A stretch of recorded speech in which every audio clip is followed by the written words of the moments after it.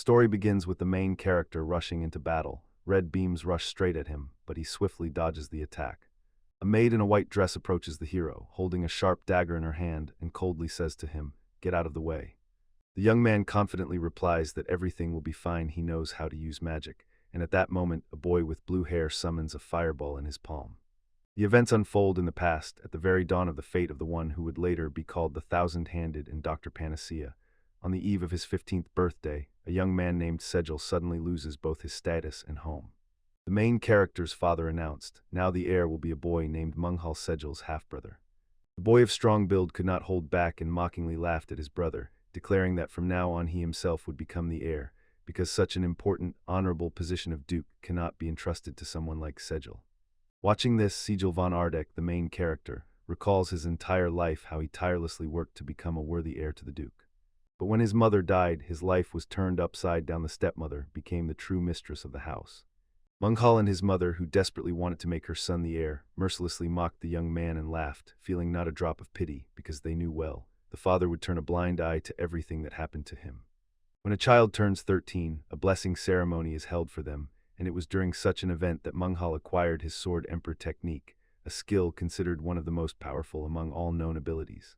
The main character received the gift of the goddess Amalia, a skill that seems completely useless to an aristocrat, because such an ability is usually only given to losers, maybe to light a fire or create a little water. Among everything else, the priests conducting the ceremony stood confused, even they did not know who the goddess Amalia was or what she was famous for. The hero's father became insanely angry. He exploded with rage and loudly declared that he had no intention of supporting the owner of worthless life magic. The man ordered Exile to leave the estate by tomorrow morning and never again use the surname of the Duke family. The stepmother and her son were only glad they saw him and the master off with satisfied smiles. The boy returns to the room and, opening the door, Froze Palman, a daring dark elf, and his personal maid were already waiting there. To the elf girl's surprise, the boy was not angry at all and did not even look upset. She was stunned. She tugged the hero's cheeks and noticed a happy expression on his face, to which he only smiled and said he was truly glad. The girl was quite surprised earlier, having accidentally overheard a conversation. She already knew that the young master had been stripped of his title and inheritance. Paul, looking with aching sympathy, thought that the mother of this young man whom she once served had probably burned up with grief, but then Exile replied, even she would have left all this behind.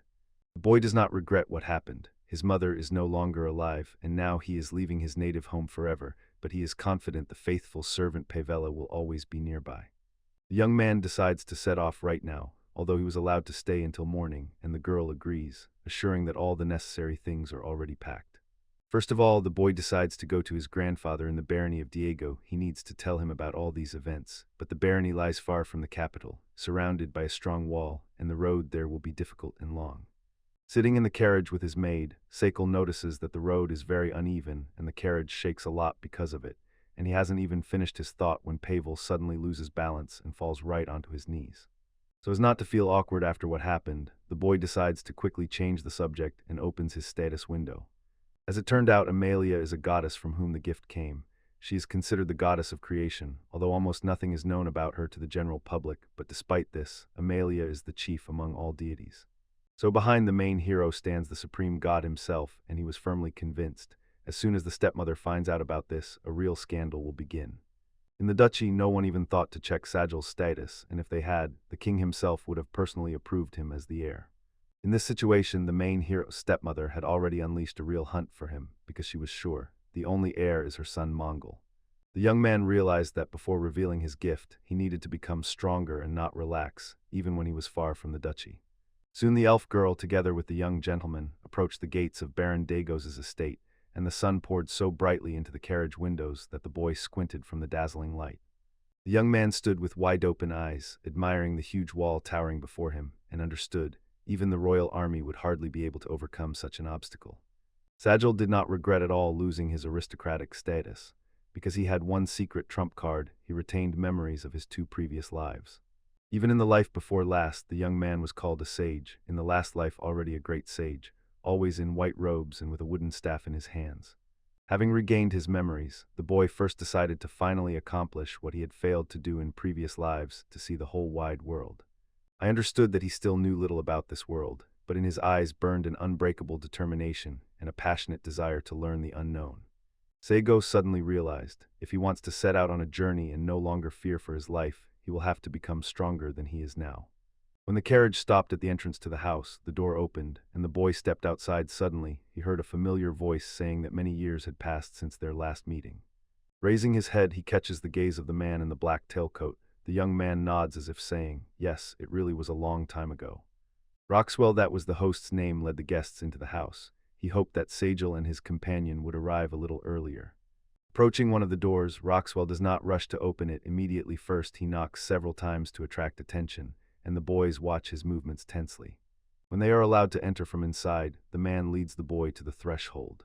The man, with his hair tied back, dressed in a jacket and long trousers, stands by the panoramic window, and the grandfather Baron of India, Diego, notices his grandson and looks at him with a sly smile.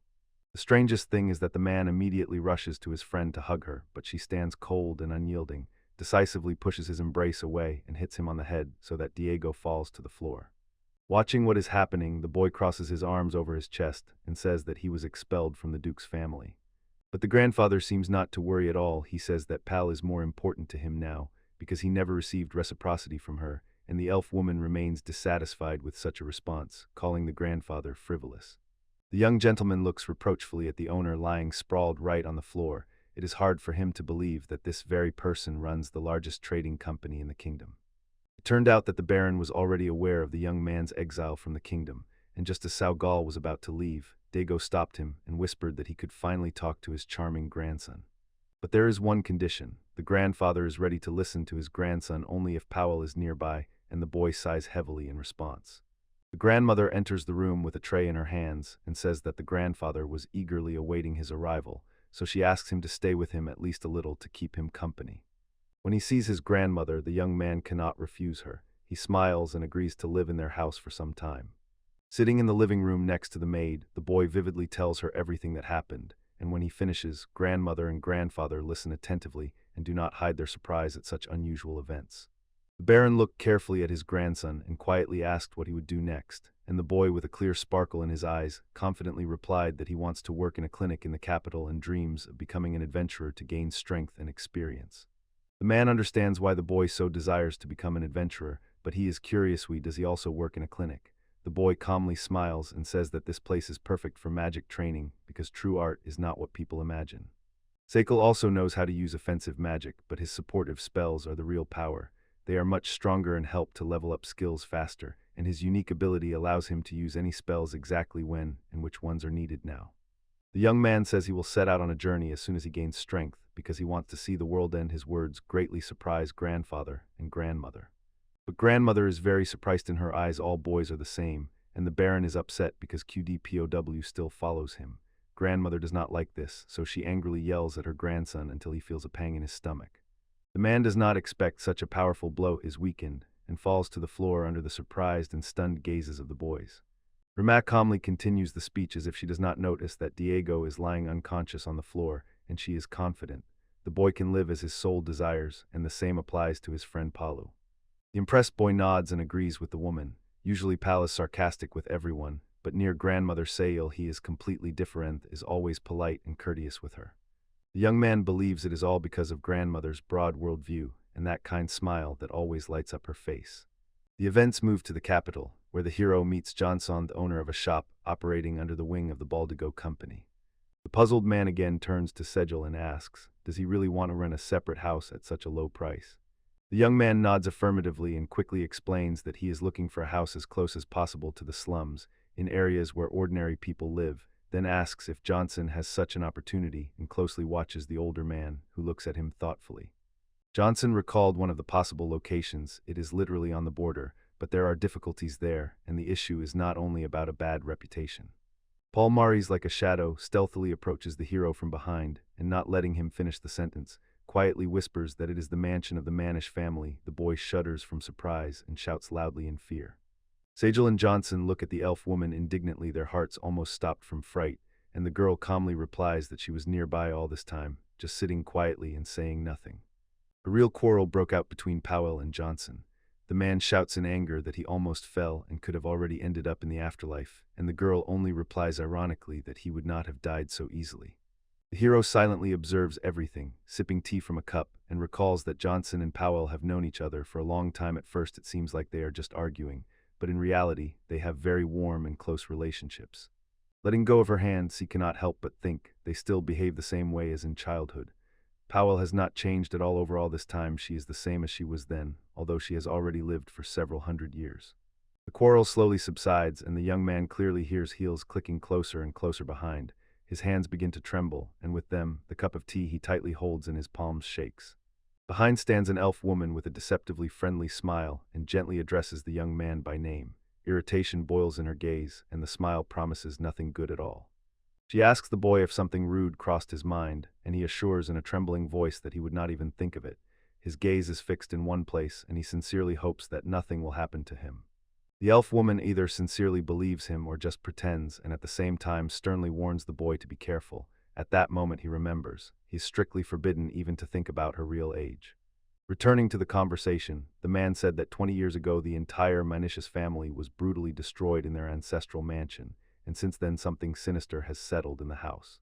The boy raised an eyebrow and asked skeptically if spirits really lived in this house, and Johnson answered without hesitation, yes.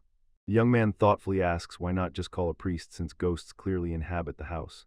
This method, though expensive, is effective, but the man only shakes his head sadly and replies. A priest was already called, but he, like everyone who tried to help, suffered the spirit's curse. They all died. The mansion no longer belongs to Johnson. It was bought by one of his merchant friends. After hearing the sad story of this house, none of the potential buyers dared to sign the contract. The boy shone with confidence and assured that he would easily deal with the spirits. Despite all warnings, Johnson did not stop him after all. According to him, Segel has the gift of the goddess of creation, so everything should go smoothly. Johnson is the great-grandfather's right hand, a man of great authority and deep experience. In the capital, he manages several companies and is among the few who know the truth about the boy's abilities.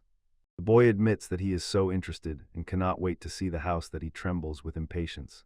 Powell, however, understood his words quite differently. She hugs the boy tightly from behind and joyfully whispers, "If it suddenly gets cold, I will warm you." Sai becomes embarrassed and hastily removes the elf's hands from his shoulders, assuring with a slightly trembling voice that he is not cold at all. The girl only laughs cheerfully, deciding that the boy is simply too shy in the presence of others. The hero, his faithful companion, and Sandal with a strangely real name found themselves near the mansion. The house looked as if it had just been built. There was no feeling of a forgotten home of a poor aristocrat. Around not a soul, only silence and peace. The boy asks if the realtor would agree that he will pay only 5 silver coins monthly for the housing, and Sandal replies. Initially, the price was indeed no less than 3 gold coins, but certain circumstances changed everything. Looking at the mansion, which exuded ominous energy, Sikil understood. Because of this negativity, people could no longer live here and left their homes, and those empty houses decayed and were simply demolished. The young man asks Sandal what is inside this house, but he only smiles anxiously and says he knows nothing about it. The hero asks if he can go further, and Sandal, with trembling hands, hands him a gilded key, warning, if any trouble occurs, no one will be responsible, and if the boy understands and agrees, he may proceed forward. Nodding in agreement, the boy inserts the key into the keyhole, smoothly turns it, and the gate yields. Together with his maid, he goes further inside. Suddenly the main character feels a sharp gust of wind and covers his eyes with his hand, while Powell steps forward, ready to protect his comrades in case of danger. Lost in thought, the girl quietly says that the pressure here is insanely high, and the spirit that dwells in this place is incredibly powerful, looking at the house with a cold, indifferent gaze. The hero was even surprised to hear this from Pal. As everyone in the world knows, Pal is considered the 12th strongest, yet this elf claims that the spirit is truly very powerful. But the hero does not hesitate, seizes the right moment to use the magic of life, raises his hand, and uses the skill Enemy Search. Magic Research highlights a special map. Close allies burn blue, peaceful residents yellow, and enemies red. On the estate, according to this map, 7 red marks are visible, and Cycle assumes these are all the ghosts living here. Understanding how hard this work is, the boy anxiously asks the real estate agent if he will raise the rent as soon as the spirits finally disappear from this house. Inspired, Sandal gladly says that if everything goes according to plan, the young man will receive another estate and again at the same low price. Realizing that nothing would likely work out, the boy turns to his friend and suggests leaving. The elf agrees, and Sandal, feeling his chance slipping away, grabs the boy by his clothes and falls to the ground, stopping him. With tender, tearful eyes, the realtor imploringly asks to drive out the spirit. Sagil is his last hope for salvation. All previous attempts have failed, and everyone who tried to help perished from the curse, so he clutches the hero's clothing, trying at least this way to keep him close. Sandal reproaches the young man. Too much valuable space is wasted here. It is worth just getting rid of the spirits, and the price of this place will soar to the skies. The mansion will be immediately bought for a large sum, and then the boy will be able to get his share of the profit. But the boy does not back down. He puts forward a condition to rent the estate to him and the elf for 5 small silver coins per month and without a time limit. No matter how much the realtor tries to move him with tears, the young man is not touched, so the realtor has no choice but to agree. Sighing heavily, Sandal nods and agrees to leave a small reward to this estate, even if the spirits are already driven out of there. But suddenly, the boy puts forward a new condition. The young man boldly declares that if he manages to drive the spirits out of this house, he wants to receive a reward 5 large gold coins. Smiling, the boy looked at the realtor, who clearly does not hide his surprise at such a high price. Segwil did not tire of persuading Sandal. The land near the mansion belongs to him, and if you start a business there, the profit will be at least 1,000 large gold coins, so it is better to spend 5 now and then get a whole 1,000. The boy does not back down and achieves his goal. The realtor finally gives up, admitting defeat, and agrees to pay 5 gold coins if the young man deals with the ghosts living in this house. On such terms, the deal is concluded. Sneaking a glance at the house, the boy smiles and reminds his conditions once again, while warning that if someone breaks the deal, a curse will fall on Sandal. He shudders and immediately assures that he swears to keep all the promised conditions. Looking back one last time, the young man looked at Sandal, who was watching Palin, who had already announced his departure, and with a smile said that it was a pleasure to work with them. In the courtyard of the estate, a fountain quietly murmured, and around were neatly trimmed bushes. C slowly takes the key to the house out of his pocket, carefully inserts it into the keyhole, turns it several times. The door opens, and he enters the mansion. Stepping over the threshold, the young man immediately notices. The door he just opened looks solid and clearly not cheap. Looking around, the boy froze at the sight of the carpet stretching up the stairs to the 2nd floor and the majestic columns. He noticed with surprise that the decoration of this estate was no less than the Duke's home. Suddenly, with a loud bang, the front door closes, causing the hero and his companion to flinch in fear. The candles in the house instantly go out, and a cold, piercing breath spreads through the body, leaving behind a faint rustle of ants. Suddenly, a voice from the beyond sounds. Speaking of hatred, the young man and the elf instantly turn around, straining to understand where and to whom this mysterious voice belongs. A scream suddenly bursts from the darkness, and the hero is swiftly attacked. The stranger loudly shouts that he wants to kill the new owners of this house, but the hero manages to avoid the blow, sharply jumping aside and remaining unharmed without a single scratch. At that moment, the maid lifts the hem of her dress, pulls out blades hidden on her hips, and calmly asks the young master to step aside. In her eyes is fearless determination. She is already ready to protect the boy she serves, even at the cost of her own life. Drawing the blades, the elf woman deflects every strike of the unknown creature, not allowing it to even approach the young master. Her gaze is focused, burning with resolve, and her hands firmly grip the cold steel. While the girl fights desperately and laments that there are too many enemies, the boy stands aside, dreamily admiring her elven hips, considering them a true delight for the eyes, shyly smiling, raising a finger and beginning to evaluate the girl, but the moment chosen for this is very unfortunate. Powell turns around and asks if Sai is wounded, but he calmly replies that he is fine, and then the girl tensely asks if the boy has any plan. The boy says he has a plan for such a situation, though it is not the most sophisticated. He asks the elf woman to just watch him, and decisively extends his hand forward, preparing to cast a spell that might help them. The boy invokes the ability. Sacred barrier sphere. Rays of light burst from his palm, instantly enveloping the surrounding space.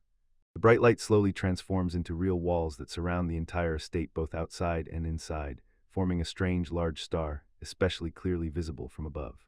Pal, stunned, looks at the young master and lowers his weapon. Sai creates the sacred barrier. This is not simple magic, it is part of higher sorcery, but the girl never doubted the boy or his abilities for a moment. Even before the boy received his divine gift, he already knew how to use spells thanks to knowledge from past lives, but previously could not create such powerful charms as now. Today, under his control is a truly large-scale spell, and when the barrier arises, the young man uses a new ability, compression. At that moment, spirits in dark cloaks with large hoods scream out, their bodies tightly wrapped in strong iron chains that prevent them from escaping or attacking, and the skeletal phantoms, realizing their hopelessness, are forced to accept their defeat. Together with Powell, the boy carefully examines all the captured skeletons and comes to a terrible conclusion. Behind the legends of spirits hid real monsters here, gathered 6 powerful ghosts in one lick. The young man assumes that all the monsters were tied to one place, the mansion, and that is why they could not get out of there. Fortunately, they did not fly around the city and did not exterminate peaceful residents, and in response to all arguments, the monsters persistently demand only one thing: to be set free. Looking into the face of one of the ghosts, the boy suddenly realizes before him is a lick, a powerful creature that appears when the strongest of the ghosts transforms. Now everything is clear to him. He sees how these monsters managed to defeat a simple priest. While the monsters shouted indignantly and demanded freedom, the boy spoke focused and calmly, saying he understood their emotions but was convinced it is better to accept death and find peace, and he also asked if they knew those who killed them. Building a real dialogue is impossible. To every question of the young man whether the skeletons know where their killer is now, or if they saw his face, the only answer that sounds again and again from all in one voice is, "I hate." Seeing all this and listening carefully to the futile conversation, Powell realizes nothing will come of this. She sighs heavily and approaches a little closer. The elf turns to the young master and says that all this may seem like an attempt to establish dialogue, but in reality it is not so at all. Hearing Powell's voice, the boy turns and looks at her with surprise and incomprehension. The girl came closer to the young man and continued her thought, explaining that only the young master is able to communicate with the lick, and the previously created barrier not only helps to understand the monsters, but also allows the skeletons to realize what Sale is saying. Once again carefully examining the barrier, the young man felt various thoughts and memories surfacing in his head, and it seemed that he was gradually beginning to understand why the lick was so full of resentment. The boy immediately sees the stepmother and stepbrother who constantly mocked him while Sai lived in the ducal estate, and before his eyes appears the father who drove him out of his native home, deprived him of everything, and did not even care about the fate of his own son. Finally breaking free from his thoughts, the boy turns to his companion and says that the lick probably desires revenge on the one who killed him, and possibly on everyone else. But he honestly admits that he has no idea where this killer might be hiding now. The lick leans forward as much as the shackles allow. They rattle with every movement. He utters something, but only Sekel understands these words. The young man raises his eyebrows in surprise, and the elf asks again what he managed to find out. It turned out the lick decided, better to obey the boy than to die a shameful death, but only on the condition that he helps find those responsible for his murder and punishes them together with him. The boy protests embarrassedly. He says that this murder happened 20 years ago, and no one can guarantee that the culprits will be found. But despite everything, the lick makes it clear that he agrees to such conditions, and this puts the boy in an extremely awkward, even embarrassed position, because he has no idea where to start looking for the criminals who attacked 20 years ago. The lick assures with iron confidence that he remembers the faces of the attackers well, and that all those involved can be found. But C responds without enthusiasm. In 20 years, people could have changed a lot and hardly looked the same as before, and there is too little data for the search to actually find the guilty. The elven paladin joins the conversation again. She believes that if it is impossible to find the culprits in this event, or if the boy does not want to spend a lot of time investigating, then the monster can simply be tamed, and nothing prevents this. Stretching out her hand even closer, the girl continued to speak. Meanwhile, the elf was thinking, even if the souls locked in this manner are ever freed, they are unlikely to find true peace. With a slight sadness in her eyes, Pao says that it is best to give them at least a shred of hope. She no longer feels hostile towards monsters. On the contrary, she begins to understand their motives. Sael agrees with the girl. Her words seem quite reasonable to him, because the lick has gathered so much inside himself. Countless thoughts and heavy, negative emotions, and suddenly his reflections are interrupted by the quiet laughter of the maid. Looking at the elf, the young man finally understands why she is so generous. It turns out the girl has her own plan. The paladin thinks that if the lick serves the young master, she will have more opportunities to see Sai. Summoning all his courage, the boy clenched his fists and agreed to the lick's terms, immediately warning that he was not sure if he could avenge the restless souls, but promised to do everything in his power to do so. The boy raises his hand up, preparing to cast a spell and subdue the lick, and suddenly bright light bursts from his palm. The rays illuminate both the monster trapped in the barrier and the entire manor grounds. A pillar of light bursts from the windows so bright that one has to squint. For a moment everything pauses. The young man leans toward the open window and watches how the water in the fountain falls down in a thin stream and spreads out in small ripples. Suddenly Sajal hears a knock on the door of his room, and without turning around, lets the unexpected guest inside. A man in a black tailcoat, dark trousers, and a light shirt opens the door, enters, and apologizes for appearing so unexpectedly in the room. Bowing, the boy turned to the young master and, smiling, informed him that breakfast was already ready and he could go down to the dining room. The boy responds with the same sincere smile and is about to follow, but it turns out this young man named Eric Manicius is the very lick whom the boy had tamed earlier, and he is the one who built this entire huge mansion. When the domination spell worked, the soldier turned into a creature of the Lick race and took human form. Pondering everything that had happened, C follows this boy to the massive closed doors leading to the mansion's dining room. The boy heard the story of the mansion's owner firsthand. Soldrich was a merchant, and 20 years ago rebellious servants killed his entire family. He remembered the names and faces of the criminals well, but after so many years he would hardly be able to recognize them. Sitting at the table, Eric carefully pulls the chair on which the boy sits closer to himself. Next to him, a little girl named Artemis lays out the cutlery, and the young man calmly watches their actions, taking out a napkin. The elf, holding the reins or hands, immediately energetically explains to the girl how to properly arrange the cutlery. The fork should lie on the left, and all utensils should be served only when the young gentleman asks for them. The little girl stood a little confused and shyly apologized to the young man, addressing him as Mr. Sai. It was clear that she was worried about her mistake, but Sejal did not scold her. He did not consider it something serious. It turned out that this girl was the soldier's daughter. Her name was Artemida. Once she was a powerful ghost, but over time she turned into a Lick doll, and now she shyly smiled, slightly clasping her hands, intently looking at Sejal. The boy is convinced that those servants who killed the child 20 years ago are unforgivable. Their resentment toward the soldier does not justify the murder of the baby. Smiling gently, the boy says that nothing terrible happened, and advises the girl to remember how to act correctly next time. Eric and Artemis bustle in the kitchen pouring tea and changing household appliances. At first the young man wanted to tame only the Lick, but it turned out that a girl was inseparably connected to him. They are one whole, so he had to accept both. Other ghosts could not take human form, but after the hero tamed them, they were able to calmly leave this world. The curse has finally lifted the Lick, and the little girl can now live together peacefully. Rumors about spirits have long died down, and life near the manor has picked up pace again. Sandal said he plans to buy up all the surrounding lands while they can still be purchased at a low price, because he looks for profit in everything, and according to Sai, primarily for himself. The rest of the landowners do not even suspect that this guy will be able to conquer the spirits. As soon as the boy finished his lunch and heard a soldier's voice behind him, he turned around, called him sir, and asked what he was going to do today. Now the boy decided to give up his former name and everything that connected him to the family. Now he is simply called S, without any additional words. Pondering his plans, he stands up and addresses everyone in the room. The young man entrusts the soldier to guard the manor and watch over its security, and the soldier briefly nods in response. His nod silently says that the task is understood. Powell quickly gathered her things and with trembling hope prepares to set off with the young master, because now that C has a home and servants, he can finally go out into the world and open his own clinic. The events move to the capital. Here Paul and Paul open their clinic right in the same building as in the city. The elf sits on a chair and, lost in thought, gazes at the ceiling. A deep silence reigns around. Nothing is happening, no one is coming in, the townspeople do not need help. This inactivity becomes boring because he cannot find anything to occupy himself with. Meanwhile, the boy came to Johnson and already knew about all the recent events. Earlier, he had visited the Adventurers Guild and signed up, but being still a complete novice, no one wanted to take him under their wing or teach him. Sir incessantly grumbles at the man, who listens attentively. The boy addresses the old man and asks if he doesn't think this is too much, and Johnson calls the youth by his old name, but the latter immediately interrupts and corrects him, not even letting him finish the phrase. The boy solemnly declares that now he is Sai, and asks to be called only that. The old man notices this and asks why the youth came to him today, because he does not believe that he appeared just for a sincere conversation. The young man nods and reveals the real reason for his visit. He is interested in how to make money.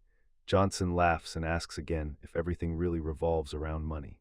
Smiling, Sai extends his hand. A cube appears from it, inside which is a red dragon. The boy decides to entrust Johnson with the sale of this unusual trophy. The man, eyes full of wonder, asked if he would really give him such a rarity, and the young man almost without hesitation answered yes, and added that the dragon had not a single scratch, and these words immediately stunned Johnson even more. The old Johnson carefully counts the coins on the table, and thinks that it is quite possible to set a minimum price of 1,500 large gold coins, but he understands well that in this case, as much as 40 of this amount will have to be paid in taxes and intermediary fees. Raising his head, the old man announced that the young master's net income would be 60, at least 900 large gold coins. However, the boy, dissatisfied and slyly smiling, set a condition: his share must not exceed 50. The man was about to object that it wouldn't work, but C interrupts him. He takes out 6 more cubes with red dragons, smiles, and offers to sell 6 more of the same dragons in exchange for his share. On the eve, the boy climbed to the top of Mount Bardo, where a pack of huge red dragons live, and when one of them noticed him, it growled threateningly, not letting him come closer. Red dragons are considered the strongest of all. With a single breath they can wipe out a small country, so no one dares to challenge them. The dragons themselves were well aware of this and settled high in the mountains, keeping away from everyone. The young man rushes away from the monster that has already aimed and is preparing to deliver a decisive blow. But the boy does not panic in that moment. He uses the ability to fly and rises into the air, so the dragon misses him. He sighed with relief and decided that he expected nothing else from the monster, titled the strongest among its kind. Such a creature definitely did not come here for no reason. The boy understands that he and Powell have parted ways along different paths on the mountainside, and the thought that something bad might happen to the elf girl tightens his heart. Decides to find her as soon as possible. A young man raises his hands on both sides, calls the liches, and begs the ghosts to appear and help him defeat the dragon. The shadows respond and prepare to attack. The boy loudly warns, the dragon must not be seriously wounded, it must be handled with extreme caution, while desperate brave ones rush headlong at the monster, preparing to fight back. One of the ghosts whispers a drying spell and begins to suck the life force from the dragon. The beast collapses to the ground and roars so loudly that the air trembles, and the boy watches intently, mentally noting that the chosen method is indeed very effective. The dragon, even more enraged, growls threateningly and smoke billows from its nostrils and mouth, while inside it a real flame rages. The red dragon raises its power and covers the ground with flames that can burn all living things. The ghosts remain unharmed, only stepping aside and patiently waiting for the right moment for the next strike. The red dragon is significantly stronger than the lick, but when 5 opponents stand against it simultaneously, their combined power surpasses even its mighty strength. So realizing this, the dragon does not risk and sharply flies high into the sky, trying to escape the danger. At that moment, C casts a restraint spell on the dragon. A shining metal chain loop bursts from his palm, instantly wrapping around the dragon's body and tightly binding its movements.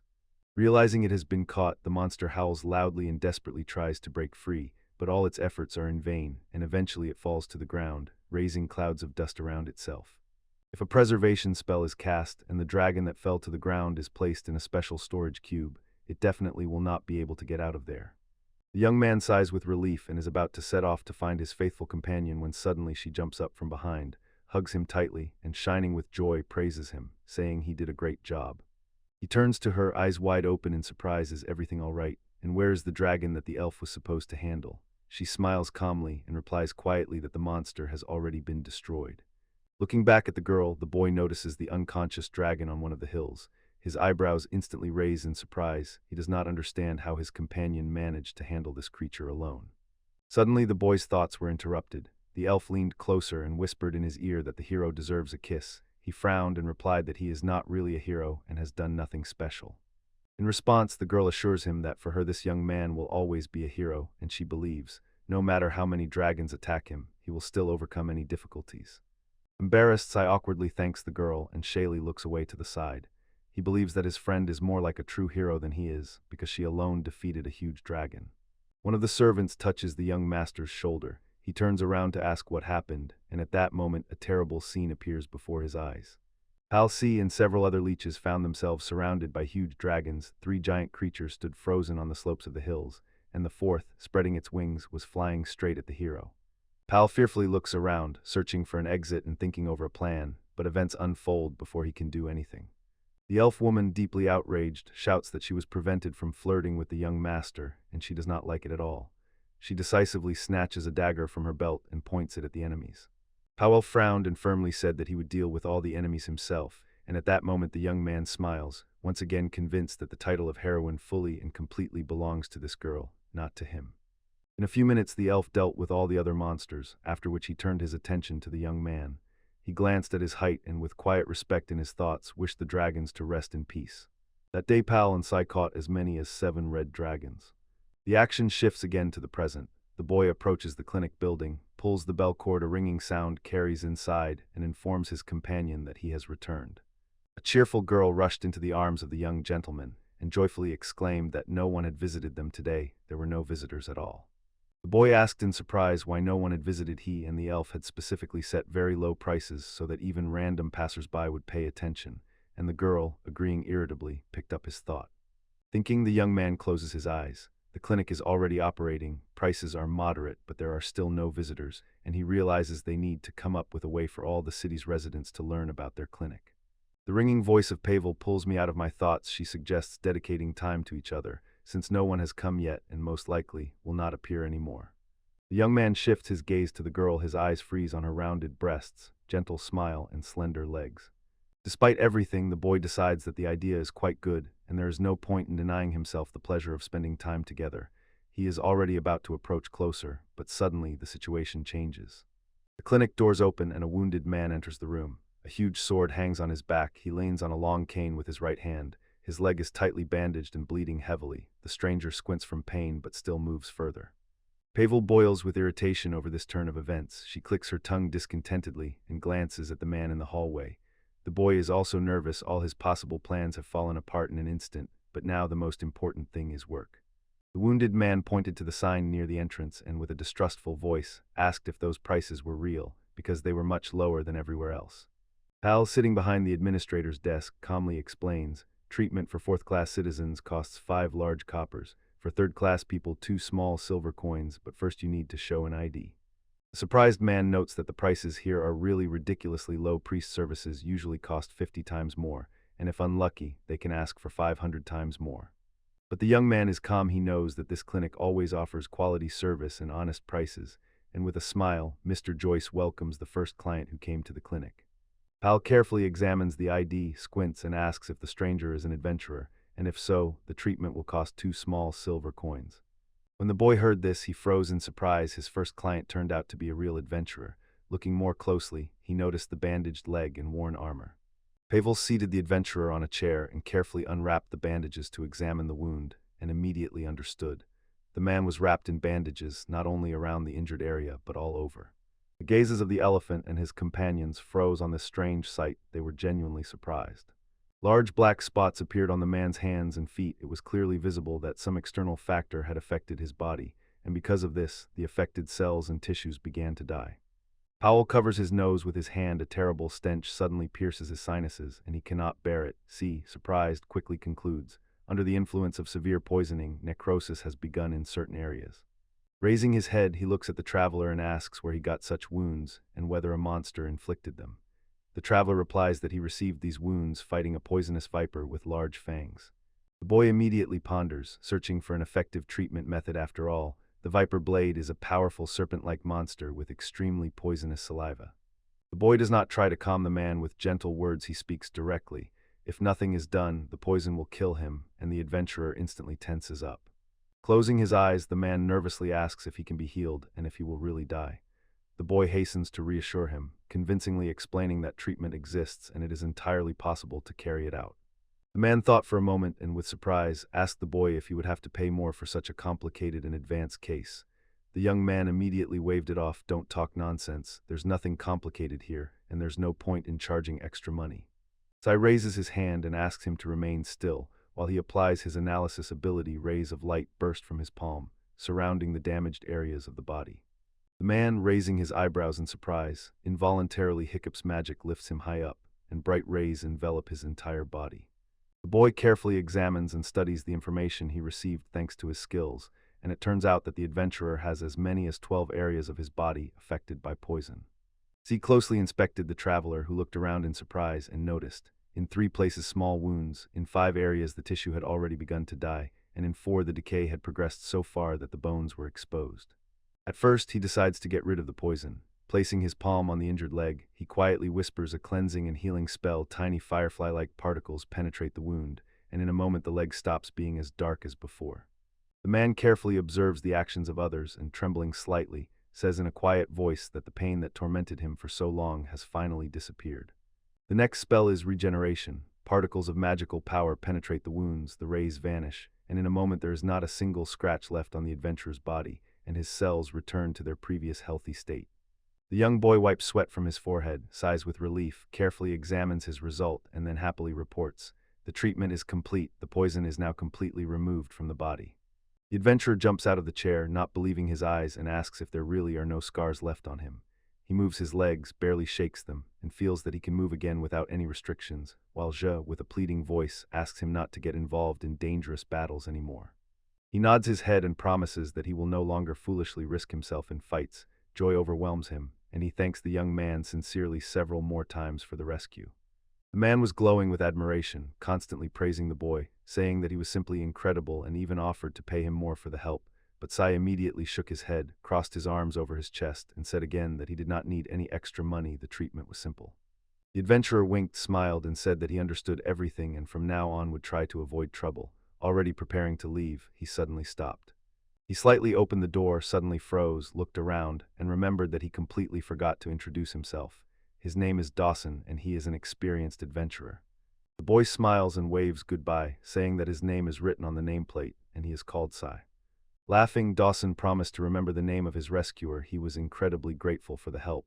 After these words, the man headed back to the city. Meanwhile, the friend makes a note in the notebook. Today they have only one patient, after which he puts the notebook aside. The next day, Sarah returns to the city to meet with Bale. The boy smiles, greets him good morning, and immediately asks if a buyer has been found for the red dragons. Bale, the chief secretary of Johnson's store, bowed politely and smiled gratefully at the boy for deciding to visit him so early in the morning. The young man hands the secretary a transparent bag with a bow containing cupcakes made by the maids and offers to leave a deposit so that his wife and daughter can taste these treats. The secretary immediately rejoices and sincerely thanks him for such a heartfelt gift. The boy follows Bale. He walks confidently and leads him inside the building. Soon Johnson plans to entrust his secretary with heading one of the branches. The boy opened the door and gestured for C to enter. He heard that Bale had recently performed very well in negotiations for the sale of the red dragon. In Mr. Johnson's living room, there is a quiet calm. He informs the boy that this time the dragon was purchased by the Duke of Delaria, and an untouched cup of tea still stands on the table. C immediately ponders and recalls. He has heard the name of the Duke of Delaria somewhere before. It seems he is one of the ministers and a very influential person. Bale places a sugar bowl on the table and says that the Duke managed to raise as much as 2,000 large coins. The boy is amazed. This amount is much larger than initially planned, so this is real luck, and Johnson picks up the conversation. The man said that offers came from several firms, so auctions were even held among them.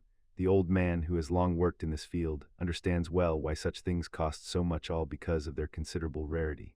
But that was not all. Johnson leaned his hand on the table, leaned closer to the boy, and whispered something important to him, with which he must be especially careful. The young man froze, listening attentively, while the old man with a sly smile told about a bulk order from the Adventurers Guild. Everything is going exactly as planned. The boy asks if Johnson can find out the names of the buyers, and he confidently nods. Even if the adventurers or the guild concealed this information, he will still find out who they are in time. Sighing, he hands the man another cube with a sealed red dragon. Inside, the man immediately grabs it and gently soothes the young man, promising that he will soon receive his reward. Whistling a simple melody, the boy returns to his room, his thoughts swirling how everything will unfold next and what awaits him ahead. The answer comes unexpectedly quickly. The young man freezes, looking in wonder at the clinic building, which until recently stood empty. A huge queue of boys and girls was crowded near the house. Powell simply could not keep up with seeing them all. Entering inside, Sai immediately notices that there are many people here, among them children and elderly, and the elf calmly informs one of the visitors that he must pay 5 large coppers, as he is a 4th-class citizen. Seeing the young man, one of the visitors, a friendly old lady, asks with interest if it was indeed C who drove out the ghost that had previously settled in this house. The young man confirms that it was really him, and immediately hears a flood of praise from the elderly woman, who, surprised by his youth, enthusiastically says that he has not only mastered magic wonderfully, but also has a rare gift: he can drive away various evil spirits. The young man nods attentively, catching every compliment addressed to the old woman so that she does not overexert herself with things. After all, although the knee was healed, it might remind her again, and the woman calmly replies that she understands everything. As soon as the old lady steps outside, the boy quickly turns to his friend and, clearly surprised, asks where did so many visitors suddenly come from. The elf suggests that perhaps the dog who came yesterday told someone about their clinic. The boy mocked the nickname Delaria given to Powell, but the girl swiftly changed the subject, and it turned out that the last patient with a number was the 28th. After that, Elle sees the patient off, once again making sure everything is ready for the next appointment, and invites another person into the office. Immersed in papers and conversations with clients, the girl suddenly gets distracted. Through the windows, she sees a large crowd of people. Frowning, she says nothing and simply returns to her work. The young man says goodbye to the boy whose broken limb he healed. The mother thanks him, and the boy smiles and promises not to break anything else. Powell entered the room, sighed heavily, and immediately looked at her, asked if something had happened, because worry was written on her face. The elf smiles, closes the door behind her, and shaking her head, replies that there were only pus beetles outside. The young man asks the girl if they were really the same scarab beetles, but Pal immediately changes the subject and suggests moving on to the next patient. The young man agrees and begins preparing to receive the new client. It was already dusk outside. People from the clinic queue were dispersing to their homes, and the doors were closed until the next day. Sighing from fatigue, someone finally says, "This hard day is over, we can rest a little," and the elf also looks exhausted and suggests locking the door, preparing dinner, and lying down to rest. But all plans for rest are instantly shattered by a ringing bell and loud knocking of unfamiliar boot. Strangers with serious faces enter the clinic. 5 guests gathered in the room, one of them in a black cloak behind which 2 swords were hidden. His cold, piercing gaze immediately makes it clear nothing good should be expected from him.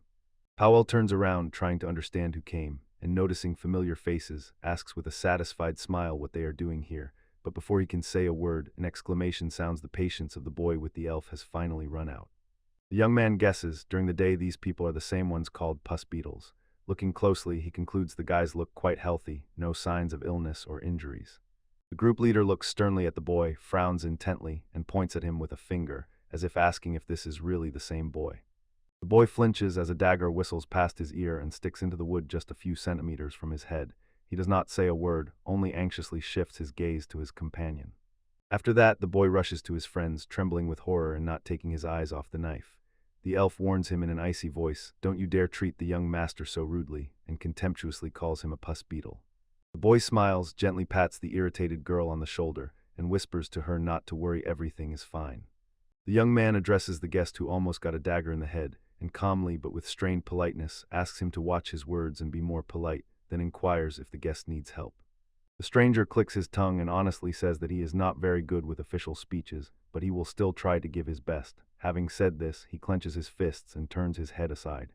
Meanwhile, Palin gazes intently at the man until he finally introduces himself. Darnan. He heads the security department and explains that he arrived here with his group from the Adventurers Guild. The conversation sharply deteriorated when Darnan announced that the young master was suspected of violating guild rules and asked him to come along. The young man could not object. The boy just shrugged and agreed to go together, so the head of security sighed with relief and was ready to lead everyone to the building's exit. Behind the crowd stands a soldier, like a stone figure, staring unblinkingly at what fell from the sky. His gaze is inscrutable.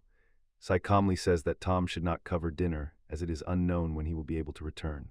Darning, frozen with fear, stood still when he noticed a stranger in the doorway. With a trembling voice, he asked where this man came from and why he himself felt nothing, instead only silence, and the warrior silently nods at the host's request without unnecessary words. The boy firmly warns he will not go anywhere without his faithful friend because they are one and cannot be separated, but the elf's smile seems sinister, as if hiding something bad. Darning agrees to the condition and says he understands everything, and when he catches his friend's nervous whisper a confession that he is afraid of ladies, he grabs the hero and, without hesitation, jumps out of the building with him. The action shifts to the capital branch of the Kingdom of Old Dredo's Adventurers Guild, a huge building with many panoramic windows through which the city is visible, as if on the palm of a hand. A light tapping of heels reaches the ears of the boy and his friend as they enter the main hall, and before them unfolds a bizarre scene. A girl with a long braid calmly sits in a soft armchair, a banner hangs above her head, and a servant stands steadfastly nearby. The girl on the right adjusts her glasses and frowns. Darnan is noticeably nervous, and at that moment the girl with the braid begins her speech, sincerely thanking the hero and the elf for coming. The girl introduces herself as the head of the department and invites the young man to sit opposite her. A long conversation awaits them ahead. The boy states his name, extends his hand, points to Powell, and says that she is his elven servant. Looking straight into the eyes of the department head, C decisively asked why he and the maid were summoned so late in the evening. The head raises an eyebrow in surprise, looks intently at the elf, and asks for her name a second time. She wonders if this girl is the acquaintance everyone is talking about now. Suddenly, one of the attendants sharply stops the girl, standing between her and the invited guests.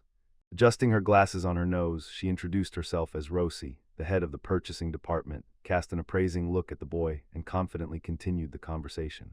When you place your hands on her hips, the girl turns to you and informs you her department has learned about the guild rules violation by the boy. He looks at her in surprise and asks which rule he broke. The head of the purchasing department continued in a calm but unwavering voice.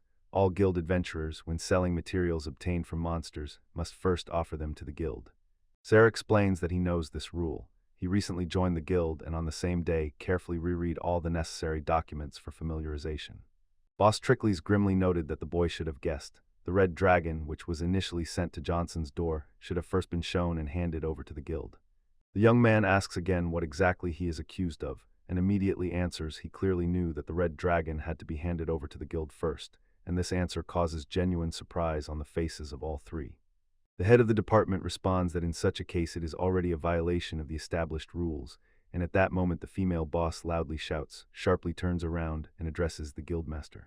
The girl decisively states that C consciously violated their buying and selling rules, fully understanding what this could lead to, so in her opinion, the boy deserves the harshest punishment. Pointing a finger at the young man, the boss barked that he just needs to hand the boy over to one of the visitors, but did not say to whom exactly. The head of the department suddenly rushes to the girl and grabs her by the hand. At the same moment, the head of the purchasing department orders to immediately seize Darnan, and the head tries to stop her, but it was already too late. Darkness slowly envelops everything around, the air presses on the chest, and it becomes increasingly difficult to breathe. Powell tenses, preparing to rush into battle to protect his young master, who sits motionless on the chair and shows no emotion. Darnan barely breathes from the incredible pressure. Her head squeezes her throat and nose, and there is catastrophically not enough air. There is nothing to breathe.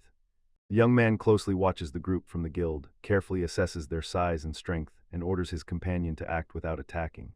She clenches her teeth and says uncompromisingly that she is ready to slit the enemy's throats so that they finally shut up. Turning back to his faithful companion, C shook his head and said dryly that it could be done without that. Then, in a sterner tone, he ordered his maid to be silent and obey him. Sighing heavily, the elf woman replied that she would never have agreed to this if someone else had been in the place of the young master. As soon as the pressure disappeared, the darkness in the room dissipated, retreating before the bright light, and all three boys from the Adventurers Guild took a deep breath. The head of the department clears his throat, looks intently at C, and listens carefully to him. He admits that he did indeed sell the red dragon to another store, but does not consider this a violation of the guild's rules. When she finally became herself again, the girl asked, how should one now perceive the act that the boy did earlier? Lost in thought, her head sinks into a tangled ball of thoughts. She was the first to notice what Pal was planning and tried to stop the one responsible for the supply. Even now she is trying hard to stay calm. The young man continued to tell, confidently saying that he knew the guild rules well, so before taking the dragon to Johnson's shop, C first tried to take the quest for the red dragon. The surprised girl looks intently at the boy, and he, seemingly completely calm, continues the story. He was denied the task, so he could not sell the dragon to the guild, therefore what happened cannot be considered a violation of the rules. The head of the procurement department responds by clicking his tongue discontentedly and tapping his foot impatiently on the floor, as if saying, this is complete nonsense.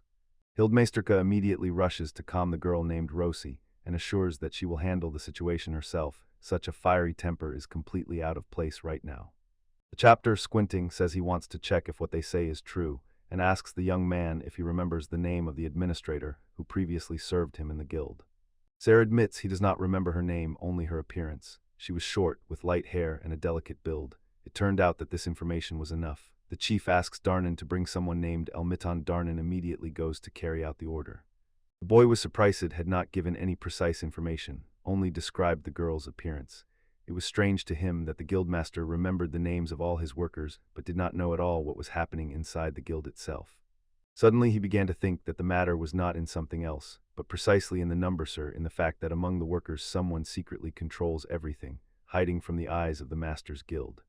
Rosie is visibly anxious. She clenches her teeth tightly, sweat beads glisten on her forehead, her nervousness is obvious, and the boy notices it at that moment. There is a knock at the door.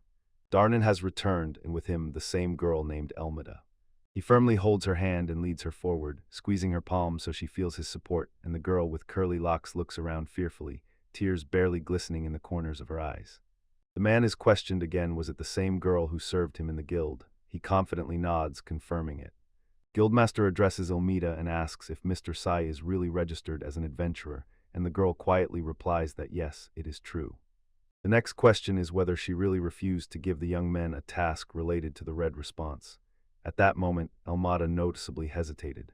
But after a few seconds, the girl answered coldly and briefly. She does not remember anything like that, and nothing similar happened to her. Sai and Powell exchanged surprised glances, and Hayes instantly shifted his gaze to Yamada, who was standing near the room entrance. In a calm voice, the guildmaster noted that the words of the guild administrator contradict what Mr. Sai said, but she did not manage to finish. The head of the procurement department interrupted the conversation and confidently stated that Elmida would never lie. The girl again tries to calm Rosie, explaining that they need to calmly figure things out because if you take someone's side, the truth will be distorted and nothing will be resolved, and Rosie is burning with indignation because the guildmaster is more likely to believe a stranger than her own employee. Suddenly a loud clap of hands sounds, and everyone immediately falls silent, looking at her. Silence slowly envelops the room. The faithful companion smiled and turned to the young gentleman. All this time, a clear plan had already matured in her mind on how to get out of this mess. A shining crystal appears in her hands, and the elf is amazed and asks if it is already possible to use this artifact to get all the necessary data. Clicking his fingers, Ser suddenly remembered the crystal. He had completely forgotten about it. He desperately wanted to engrave in memory the day he became an adventurer, so he decided to record this moment on the magic stone. A small screen emerges from the crystal, and suddenly everyone in the room fixates their gaze on it. And now everyone returns to the very day when the boy first stepped over the threshold of the Adventurers Guild. Standing by the counter, he confidently told the administrator his name and explained what gift he had received. Lermita lifts a sheet of paper on which all the necessary data is detailed, carefully reviews and rereads it several times, and before completing the registration asks you to carefully familiarize yourself with the guild rules. For this, you can go to the relaxation area. He refuses, saying he already read everything back when he was standing in line. The administrator, smiling, politely thanks the boy for such attentiveness and adds that if he has any more questions, he can always turn to the staff. Ilmida hands the boy the adventurer's certificate and says that if you lose it, it can be restored for a small fee, only 3 silver coins, but of course, it's better not to lose it. The boy thanked her and took the sheet with the task. He addresses the receptionist and says that maybe he is in a bit of a hurry, but he has already chosen the task he liked the most and wants to take it. The girl nodded and was almost about to process the document in the name of C, but as soon as the sheet with the task was in her hands, she froze in surprise and looked at the hero confusedly, not understanding what was happening. She asks again if this is really the same task after all. It is about collecting materials from the Red Dragon, and for someone who just joined the guild, it seems too dangerous. The smiling boy says he chose the right task and there will be no difficulties, but suddenly Amida interrupts him, exclaiming. She sharply says that he does not understand her at all and is deeply mistaken. Ahead of him are problems that are not so easy to solve because now he will have to face the Red Dragon, and all her attention is focused precisely on this terrible monster. Emelda continued to explain. No more than 10 days are given to complete the task, and if the boy brings the Red Dragon later than the established deadline, he will have to pay a fine 1/10 of the reward, that is, 100 gold coins. Z calmly accepts the risks and says that if the mission fails, she will simply pay the fine. The girl does not trust him and shouts indignantly that he just registered in the guild, so it cannot be like that, and their shouting begins to attract the attention of everyone around. People whisper and watch them warily. The confused young man asks, doesn't an adventurer have the right to decide which task to choose? However, the administrator replies that there is no such possibility. Emelda croaks angrily and rolls her eyes, muttering that this happens every year. Some newcomer appears, convinced that he can defeat even a dragon. The boy thought, what should he do in such a situation, since he received a refusal that did not suit him at all.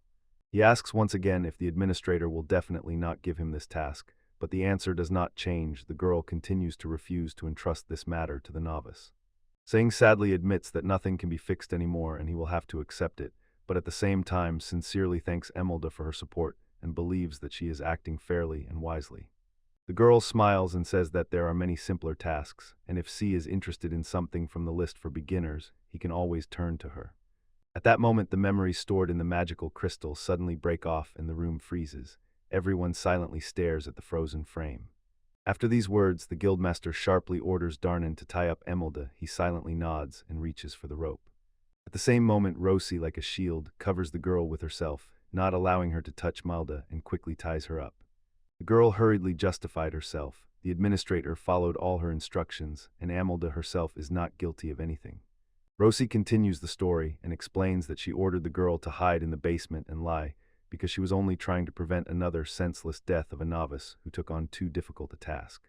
The guild leader closely watches what is happening, while the girl tells that many such adventurers die only because of their own recklessness and lack of preparation.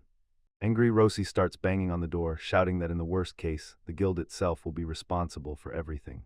Then she lowers her head and seems to shrink from disappointment. The department head rises from her seat and confidently approaches C, who is still silently observing everything that is happening. The guildmaster sincerely apologizes to the young master, bows deeply, and admits the boy was drawn into the internal conflicts of the guild, although in reality he has nothing to do with it. The girl is no longer sure whether Rosie and Emelda were really completely wrong, so this event will be investigated more carefully in the future. Hearing this, the blonde girl hides behind the back of the head of the purchasing department. Nodding abruptly got up from his seat. He noticed that it was already midnight and complained indignantly that he was literally dragged to the guild by force, not even given a rest after a hard day. Turning around, the boy finally sincerely admits to the guildmistress that he relies on her and wishes her luck in solving this difficult case. Pell obediently follows his young master. Outside, the young man yawns widely, stretches lazily, and exhales with relief now he can finally eat and go to sleep. Paul asks the boy if he is satisfied with the result, and he smiles, answering affirmatively. Winking, he adds that the administrator really got into trouble because of her irresponsibility, but Sai is satisfied he achieved the most important thing. He received an apology from the guild. The boy believes that someday in the future, when all problems settle down, they will be able to negotiate on favorable terms. 3 days later, Cyan returned to the guild with his elf to talk to the guildmaster, and it turned out that Rosie and Elmida are currently on probation for 3 months. They will remain without salary. Another 24 people who were silent but known to everyone also received 3 months with reduced salary. They only sigh, silently nod, and attentively catch every word. The head of the department finishes the report and announces that he himself will lose his salary for 3 months, and Darn will be without money for a whole month. The girl suddenly shows that she feels unwell and hurriedly sits down on a chair. Z got up from his seat and headed to the guildmistress, worried that she had gotten worse. However, the girl stopped him, assuring that she was fine, just exhausted from insomnia. She insists that because of this case and the false accusations, Mr. Sai should be paid money. If the boy agrees, he will be given 100 gold coins. The young man looks at the girl and thinks, 100 gold for a simple unjust accusation is even too much, and he did not expect such a resolution at all. The young man remains silent, thoughts swarm in his head. Perhaps the guildmaster simply wants to maintain good relations with the one who could handle the red dragon. Meanwhile, the guildmaster himself is still waiting for an answer, not understanding whether the boy will agree to such a reward. Z decides that showing dissatisfaction would work in his favor, so with these thoughts he finally lifts his head and asks again, exactly how much money will he receive? The confused guildmaster hastily blurts out that if the boy does not agree to such a reward, he can offer him 150 gold coins. That is his limit, but C does not let him finish. The young man presses his lips, confident that his proposal will please the girl more than gold, and decides that it is better to soften the punishment for all the workers. The head of the department, having understood nothing yet, suspects that the boy is hiding something and openly says so because usually no one makes such concessions. In response, the boy calmly notes, if they do not trust him, they can always refuse his proposal and pay all 100 gold. Sai admits that he wants to find out something important, and when the girl asks what exactly it is about, the young man begins to inquire about the Manishi estate. The guildmistress had already heard about that house, because rumors about the expulsion of spirits from there are whispered throughout the capital. The hero asks the girl again if she knows that those spirits are actually members of the Manishi family. The guildmistress says she only guessed because the house is a family one, but she did not know anything about what was said earlier. The boy nods and recounts the words of the head of Manishi. He, like all the other spirits, is burning with the desire to punish those responsible for their demise. The guild leader adjusted his robes and replied that he was unlikely to be able to help. He arrived in the capital after those events, and there was no one left in the guild who remembered what happened 20 years ago. When the girl reviewed the protocols, it became clear. Some criminals had already been detained. All of them turned out to be poor people from the city's slums who sought to profit from the wealthy family, and most of the stolen items were still returned. Shaking his head, Sai assures that the criminals were not from the slums at all. The ghosts told him something completely different, and he is firmly convinced. The only reason for the murders is that all the victims belonged to the McKenna family. Seeing the girl deep in thought, the boy adds, under such circumstances, there should have been servants working both day and night, yet strangely none of them were harmed in this incident. Said does not ask to find the culprit, he only needs to know which servants worked in that family during that period. He is only interested in what they are doing now and where they live, and said will figure out everything else on his own, without involving the guild's help. The deal is made. The guildmaster finally gives in and agrees to help, but warns it will take some time. She promises to do everything possible to provide the young lord with the necessary information. Pell and the boy were already descending from the second floor of the building when the chief suddenly stopped them and said that the young man might expect an audience with the king, because rumors about the victory over the red dragon are about to spread throughout the kingdom. The girl asked to immediately inform the guild as soon as Sai receives an invitation from the king, and he immediately asked why this was necessary. The head of the guild answered briefly and frankly. She will be able to protect the boy from the king's influence, and these simple words were enough. Sai believed her. After bowling, the girl once again sincerely thanks the young man for the good cooperation, and he finally leaves the meeting place together with the elf. Outside, while Sai was inside the guild building, rain quietly began and he had to walk under the pouring drops. To lighten the mood a bit, the maid remarked that the young gentleman is much kinder than she is, but the boy only reacted skeptically, considering it an attempt at flattery. Paul sighs anxiously. The rain is ruining her hairstyle, but she says nothing more. The young man, as planned, managed to form an alliance with the guild, and if he finds at least a few people, the anger of the soldier and his family will subside a little. The guildmistress stands by the large window, watches the guests leave, and quietly whispers Paul Maris, as if her old nickname Fire of Misfortune comes alive in her memory. The guildmaster sinks into memories. Tragic events happened in the place of his childhood. Someone's gentle hand quietly strokes a little girl on the head, as if begging her to live for the sake of others. Tears shine in the child's eyes, but she cannot utter a single word in response. For centuries, elves guarded the great forest and looked with disdain at their relatives, the Dark Elves. 200 years ago, the Dark Elves rebelled, and thus a war broke out between the two races. At first, the elves won victory after victory, but everything suddenly turned upside down when the Dark Elves got a new leader. Their leader was a girl with luxurious long black hair. Among elves, dark hair was rare, and even rarer were eyes that resembled the night darkness. This elf was not like the others. She could command the darkness, and it was her extraordinary abilities that caused the elves' demise. When the elf chief bowed his head in defeat, she did not even think of stopping. On the contrary, she stepped on him with even greater pleasure and laughed out loud. Seeing all this, Elmanuise trembled with fear and hid in the arms of strangers, only glancing with the corner of her eye at the terrible smile that appeared on the leader's face. The elf nicknamed the Fire Calamity was named Palmaris Monterey, and every elf remembered her name well and carried it in their heart. The elf chief and his entire family were executed. Only one child survived, Elmanuise. Deprived of family and native name, she had no choice but to leave the forest to become an adventurer. When she met this elf for the second time, the girl had to relive all the childhood horror again. Elma had already heard rumors that Paula had left the tribe almost 10 years ago. A thought suddenly flashed through the leader's mind that all these troubles were because of her, but she immediately shook it off, shaking her head. She did not want to believe that she was the cause of all misfortunes, and the girl did not want to have anything to do with her at all. Elmanuise hesitates whether she should leave the position of guild leader. She buries her face in the pillow and quietly mutters that she is not even 230 years old yet and does not want to die young at all. The events shift to the home of Duke Ardeek. Outside the manor walls thunder roars, rain drums on the windows, and the whole earth around is already covered with cold drops. The Duke sat at the table, clenching his fists in anger. He could not hold back. He hit the table, and tea splashed from the cup. Looking sternly at his interlocutor, he asked how Delaria could have given the king a red dragon. The man sobs in helpless despair, was convinced that Venice, head of the subsidiary branch of the Arctic ducal family, had everything under control. The Duke simply cannot comprehend how everything could have turned out this way. Count Vinny's in a black jacket, with long hair tied in a ponytail, calmly replies that he himself would like to find out, and carefully asks not to spill the tea anymore. Placing the mug on the table, the young count confesses. He really couldn't buy the red dragon from the Adventurers Guild, because the whole matter is about the man who hunted that dragon. The Duke looks puzzled, crossing his arms over his chest and raising one eyebrow. The count sighs with relief, deciding that Ardeek has not yet guessed the true state of affairs. Venice calmly explains that the dragon was caught by Mr. Seagull, the very one whom the Duke simply expelled from the city without any advice. Moreover, the Count knows that the boy sold the dragon to Johnson's shop, which belongs to Baltigo. Each new proposal of the Count increasingly astonishes the Duke, and finally Venice breaks the silence. Is this man familiar with the current financial state of the Duchy of Ardeek?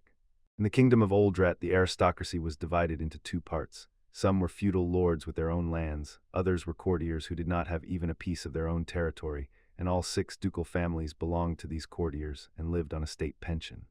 The Ardeek family was famous for financial power among the ducal families, but all this wealth appeared thanks to the support of the Baldigal Company and, only through Mr.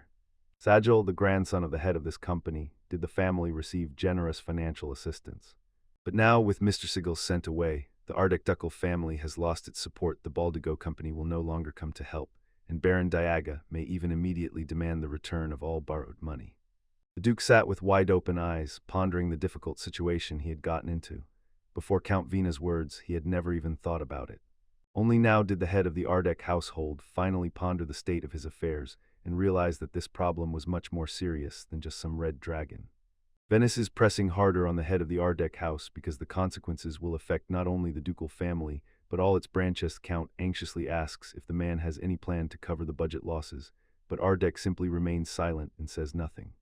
The young man decisively says that he must bring this problem to the family council, that special meeting where the main and side branches of the Arctic family gather together to discuss and resolve the most important issues. Such behavior is not fitting for a man at all. He, outraged, exclaims to his interlocutor, asking if he really dared to threaten the master of the house.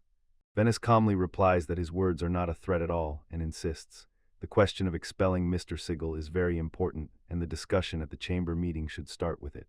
The Count is furious about everything happening now. He does not like that the head of the house expelled his son without consulting or resolving the situation. This only aggravated the problems. Moreover, his son killed the red dragon, and now this monster was sold to Duke Delaria, with whom relations are already barely holding. Venice rises from his seat and goes to the exit. As a farewell, he throws a cold verdict. If Mr. Mongol does not want to lose his position, he will have to defeat a monster equal in strength to the red dragon and prepare a plan to resolve financial issues before the next House Council begins. Leaving the confused Duke alone with his heavy thoughts about the consequences of actions, the Count confidently walks through the corridors of the manor and thinks that perhaps he should not have delayed, he should have made Mr. Sigel the head of the family, even if it meant using force. In the sunny meadow, Sai, together with the maid, enjoys baked sandwiches, watches the bright sun and slowly drifting clouds, sitting side by side on a spread blanket and resting from the city noise and bustle. Powell broke the silence and asked why the young master needed medicinal herbs if healing magic exists. He calmly replied that he wanted to use them to create a new soap that would not irritate the skin and would also make hair soft and prevent its brittleness. The young man reflects on how wonderful this moment is in which he now finds himself. Before him stretches a breathtaking landscape, fresh air freely fills his chest, and delicious food gives a pleasant feeling of satiety, and that is not all. A charming girl sits next to him. The young man completely forgets about the elf's abilities, and she modestly notes that the master flatters her too much. The boy almost choked from surprise, and the master suddenly realizes that his thoughts were read by the companion, so he decides. One must be careful even with the closest ones. To change the subject, the boy extends the medicinal aloe and explains that it will help moisturize hair and skin. The surprised girl picks up the plant and looks at it attentively, considering this find a true miracle. She cannot wait to try it as soon as possible. Paul Maurice grabs several such plants and turns to the young gentleman with a request to plant aloe near their estate as soon as possible. Within a few hours, Pal and Sai together created a real garden. The girl exhales heavily and leans on the shovel with which she had just dug the soil. Taking the watering can standing on the porch in his hands, the boy eagerly explains. Fertilizer made of black soil and humus has already been sprinkled into the ground, but he is sure if they add some manna, the aloe will grow insanely fast, almost like on yeast. The hero extends his palm forward, casting the spell Grace, which allows him to fill any object with holy power. Then the elf took the same watering can and generously watered each plant, and stepping back noticed that even after this new bed, he and Paul Maurice still have plenty of free land for new endeavors. The young man looks intently at the aloe, hoping it will grow very quickly and his friend will rejoice. Lamb engine buzzes with life. Little Artemida runs cheerfully down the corridor, clutching a toy train in her hands. When the girl enters the kitchen, she looks inside and immediately sees the elf preparing something in a large bowl, while nearby the boy reads a newspaper. Artemis reports that she has already prepared hot tea for the young master and the maid. The hero joyfully strokes the girl's head and thanks her. Her sincere smile takes away all the fatigue, like a warm ray of sunshine after a hard day. Powell clearly does not like this. She notices that Artemida is still very much a child, but the boy is not worried for him. Only one thing matters, that the girl is very sweet. The elf girl misunderstands the boy. She thinks he likes children, but the boy immediately explains. In his eyes, no one compares to his friend. Artemida approaches the girl, looks into the bowl, and curiously asks what she is preparing. Giggling, the maid says that she has a very interesting thing. She will show it to the girl after they bathe together. C smiles and watches as the two maids giggle happily and spend time together, wondering if Elf's plan for the spirits will work. Outside it is already dusk, and the young gentleman calmly enjoys his tea when suddenly Powell runs out of the bathroom, shouting loudly. Her hair shines brightly. Spitting out the tea in surprise, he cannot take his eyes off the elf's skin and hair. He asks her to get dressed, but the girl seems not to hear, happily confessing that she feels as if she has become a whole century younger. The boy, embarrassed again, thinks about Powell's age, but restrains himself in time, remembering that this is a topic better not to ask about. Meanwhile, Artemida was still sitting in the bath playing with a rubber duck. simply unable to understand why Paul Maurice fled so suddenly and swiftly.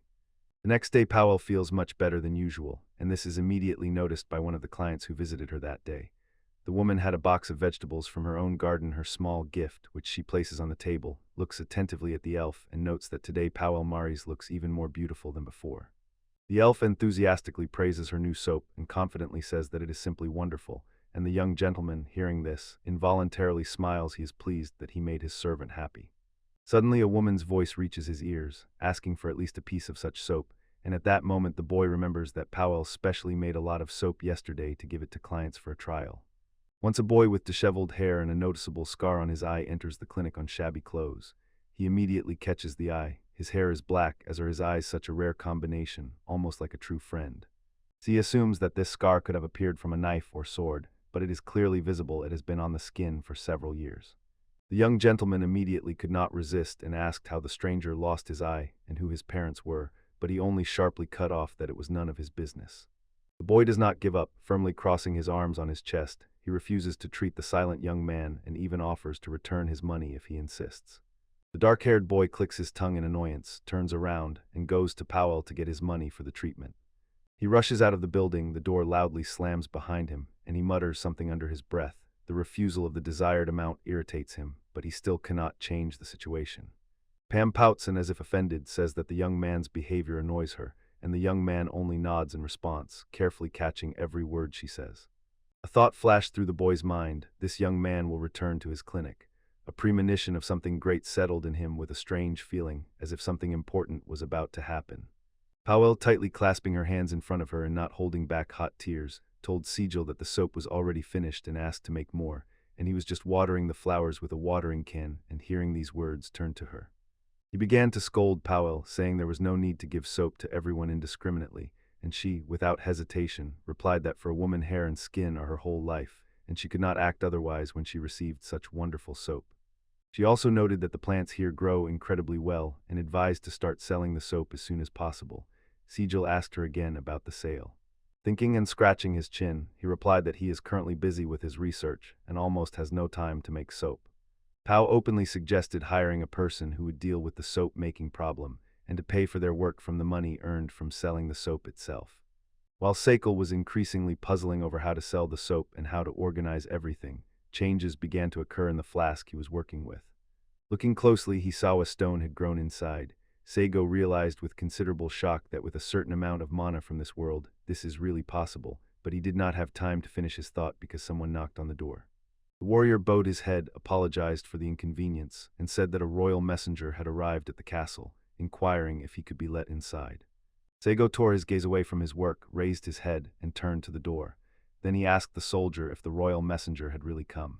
Soon everyone gathered in the great hall, and the king's messenger, comfortably settled in a chair, said that he understood how busy a man Sajil was.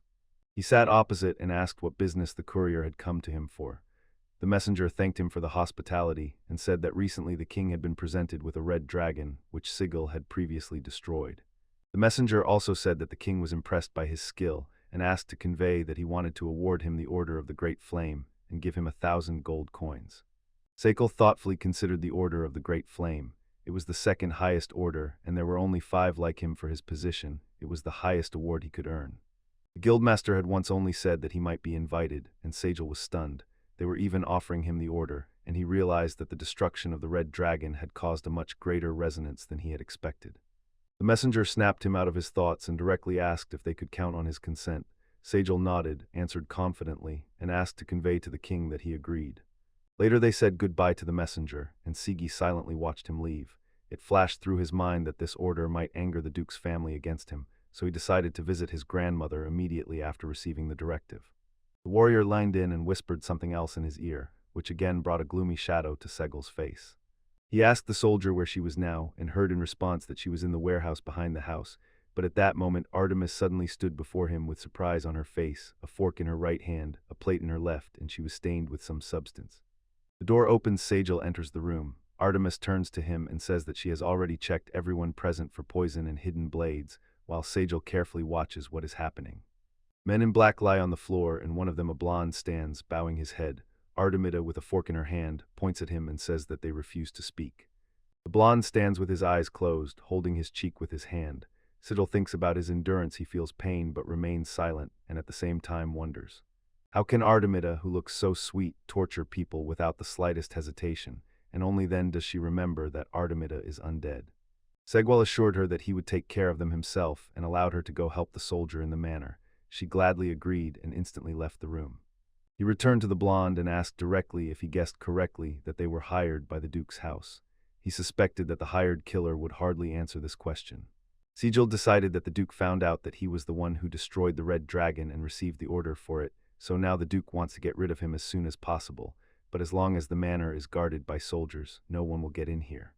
He thinks if you pass by the last one, there will always be a friend nearby, and immediately the image of a girl appears before his eyes. Seiko feels this will not work, that power is not his, and he will have to become stronger himself, so he begins to use his magic of analysis. The killer felt a strong blow to the body and could not understand what was happening. Sigil loudly named the names of all the killers and revealed that they belonged to the secret guild Night Raven. The killer froze in confusion.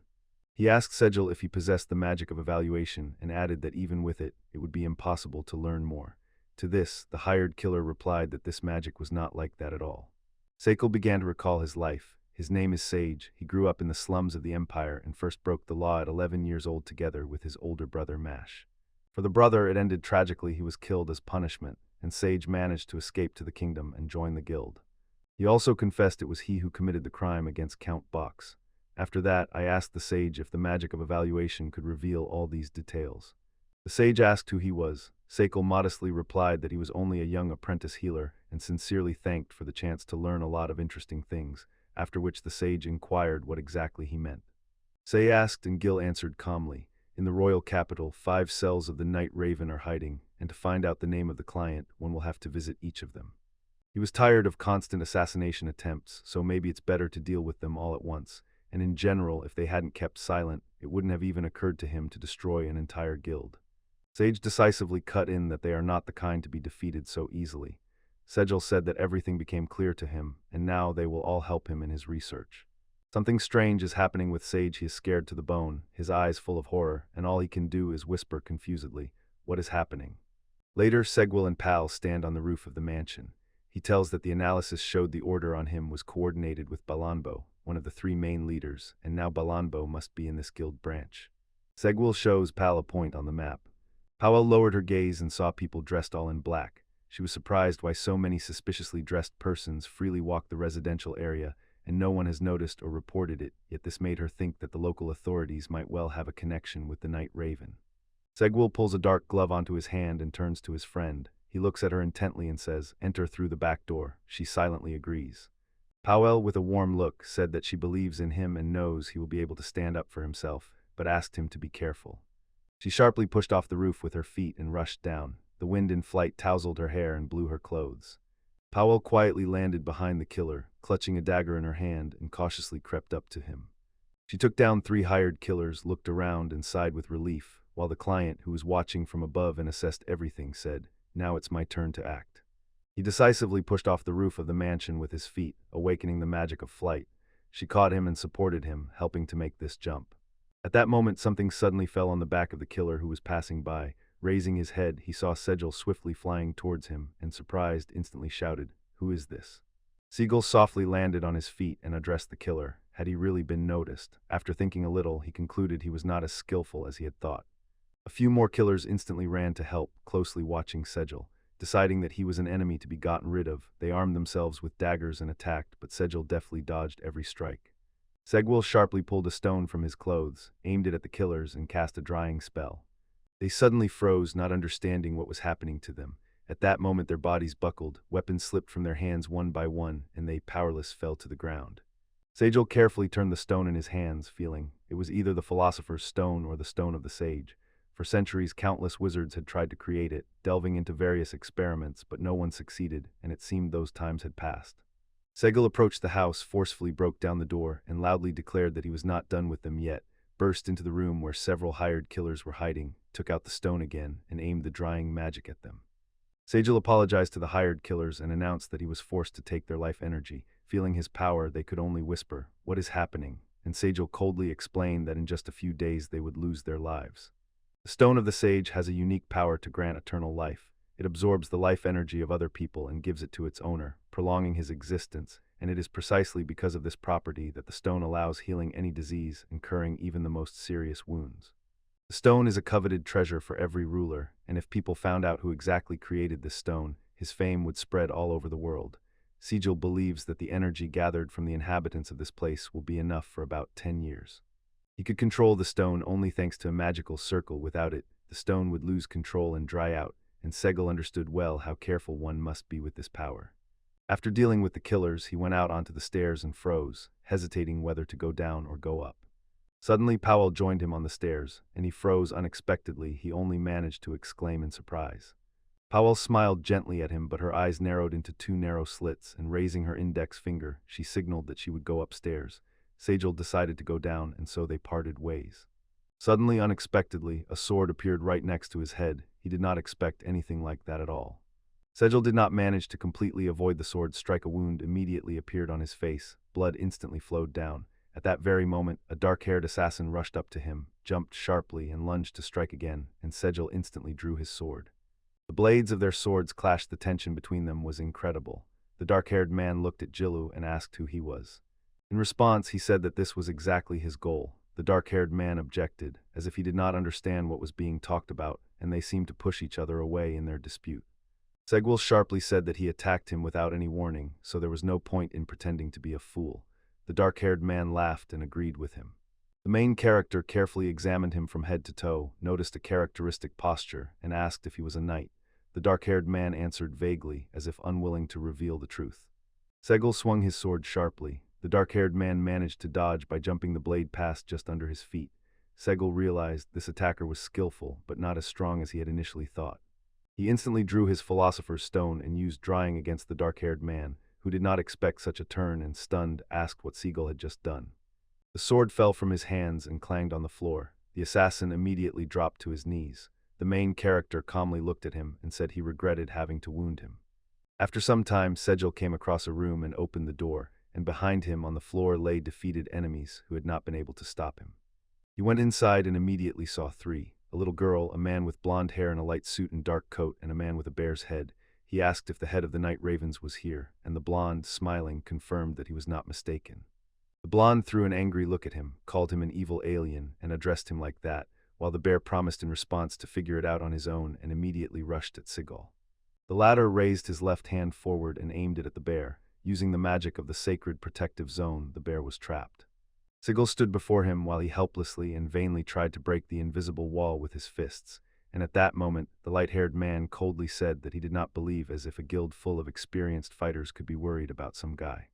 The main character turned to him, barely smiled, and said that it is important to decide for oneself whom to become an enemy to. The blonde angrily glanced at him but agreed with his words and then began nervously tapping his foot on the floor. Under the sign, suddenly the floor disappeared beneath his feet, and a chasm opened. He did not expect this at all, lost his balance, and began to fall down. The blonde, seeing that he was falling, laughed mockingly and said that he was caught too quickly, but suddenly his face changed. At that moment, Segwell got up from the floor and apologized to him for the spoiled atmosphere, explaining that he can fly. The blonde bowed his head, sighed deeply, and quietly said that it seems now he should do as he sees fit. Then he asked what exactly he wants from him, and if he is even sane. Segel addresses the blondie and asks, "Are you the head?" Then with a slight smile adds that even from such a distance he recognized his name Yags, and the real leader of the guild is the maid.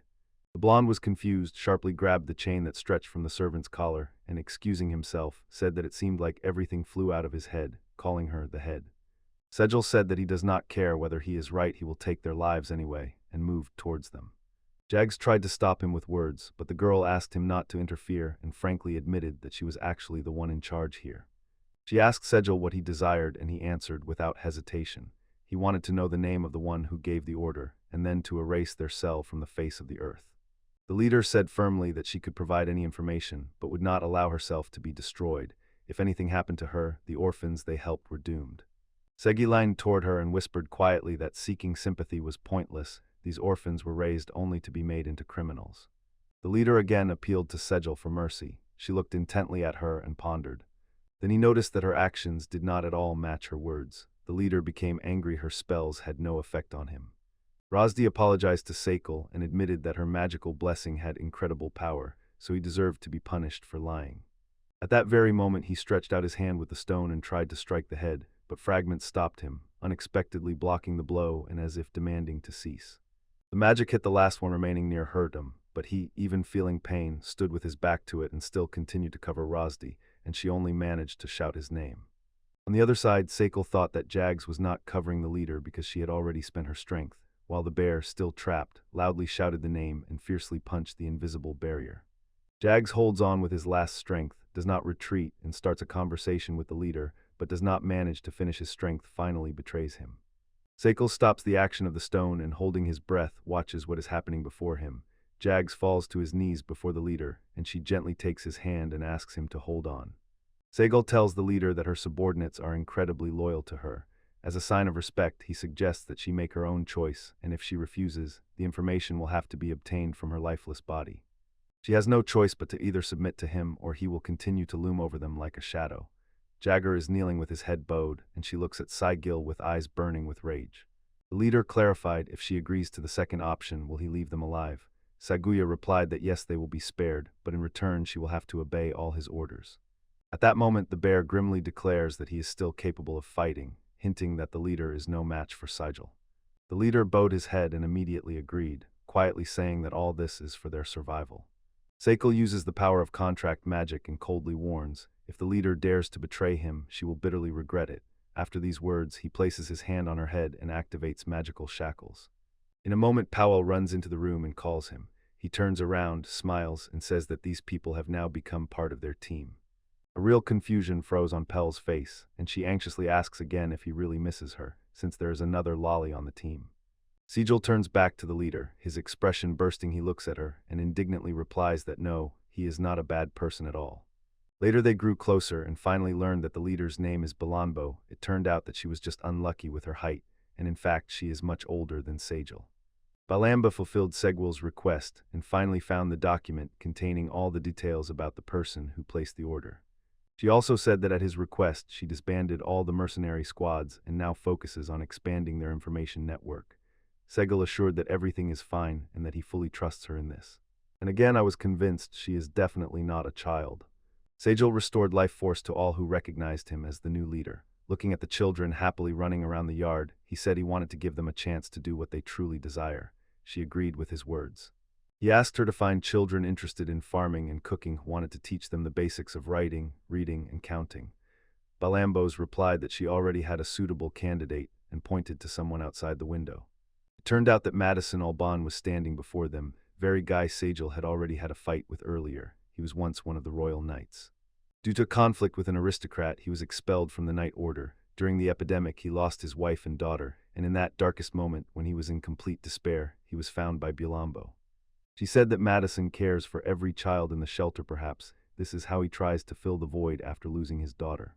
Balambo once again sincerely thanked Seikilu for saving their lives, and he only asked to be called simply Sai. She looked at him with special warmth, smiled gently, and whispered in a quiet voice that she would obey Mr. Sai. Cycle sits in the room and anxiously asks the man if he is finally ready to talk. At that moment, Powell passes by the window holding a basket in his hands. He addresses the young man with dark hair and worn clothes. On the left side of the boy's face is a scar running from the forehead to the very lips. He says his name is Pads, he knows nothing about his father, and hasn't seen his mother for a long time. Most likely she got drunk somewhere and disappeared. Then he looked at his eye and added that some cruel aristocrat had mutilated it. Having listened to him, Sigal coldly remarked that he was simply unlucky. Pads closed his eyes, turned away angrily, and asked not to disturb his silence. The main character said that he would now conduct an examination and asked him to sit quietly, then immediately applied the analysis. He proved that injuries from falls can be healed. He was surprised, and even happier, so he eagerly asked again if it was really so. Sajal looked at him kindly and smiled, noticing how happy he was, then asked why he needed an eye. Pads froze in thought for a moment, looked away to the side, and finally admitted that he dreamed of becoming an adventurer. At that moment, his fists involuntarily clenched on his knees. Siegel looked at him attentively and offered his help, but Pads said again that he wanted to become an adventurer. Then Siegel asked, how does he plan to become an adventurer if his main skill is farming? Pads instantly jumped up and shouted that his ability was revealed. Segwell replied that he could heal him, but only if he agreed to work for him. Pads exploded with rage, grabbed Segwell by the collar, and jerked, declaring that he just decided to take advantage of his weakness.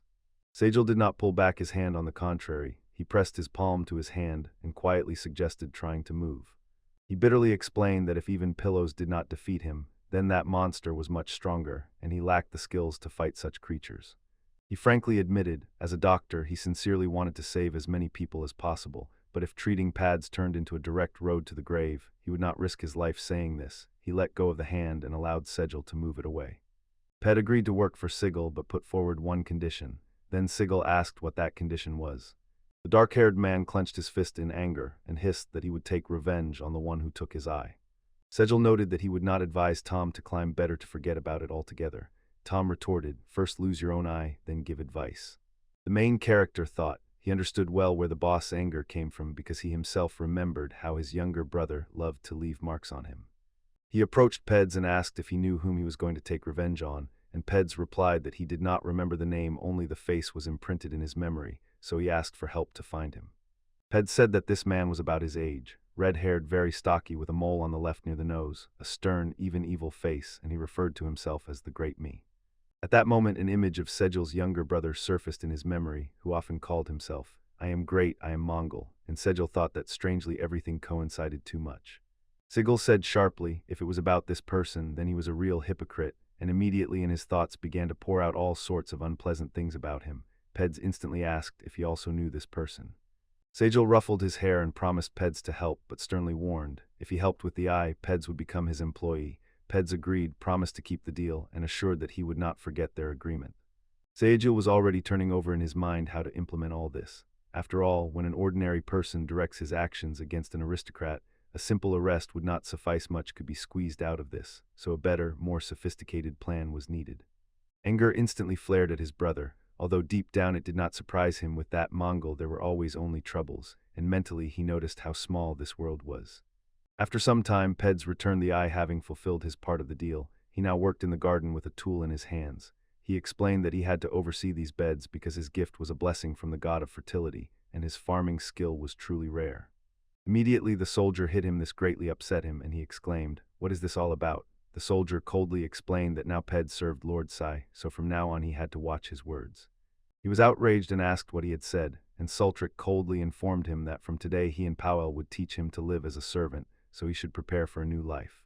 The pillows were hit again, and then he complained that it hurt, begging to stop. The soldier replied, as long as he served Lord Sai, no one would get any leniency. At that moment, Segel was sitting in the manor and watching everything that was happening, thinking that anyone taught by Pal and the soldier would inevitably become an exemplary servant, so in his heart he wished Peds good luck. Suddenly a bell rang in the room, and a man entered. The man ajar the door and apologized. He was in a dark suit, wearing glasses, and had light hair. He nervously told that they had a patient at home who needed the help of a real doctor, and asked if he could find time to visit them. Paul immediately asked about the home call, and she thought to herself that this man was clearly a servant of some influential person, and she felt uneasy. Could there be some dark story behind this? She apologized and explained to him that they would not go to that house. Hearing this, the man noticeably became nervous and began to beg them, asking to make an exception. Then Segwell came out to them, inquired where exactly they were heading, explained to Paul that this man had turned to their clinic because he needed help, and noted that patient reception was already coming to an end. The man thanked them, promised to take them to the outskirts of the royal capital, and begged not to tell anyone that the patient was the daughter of Margrave Zoldo, Rosalia. After these words, everyone got into the carriage, and the journey began. Margrave Zoldo is one of the most powerful military families in the entire kingdom, and he carefully and vigilantly guards their borders from attacks by the Kingdom of Malta. Finally, they arrived at the place. Paul anxiously inquired about the condition of the young lady, but the man replied that she was extremely exhausted, and the family doctor could not make an accurate diagnosis. After that, he turned to Paula and Sigil, looking them in the eyes with a plea, and said that the doctor was his last hope. He asked for help from Rosarius.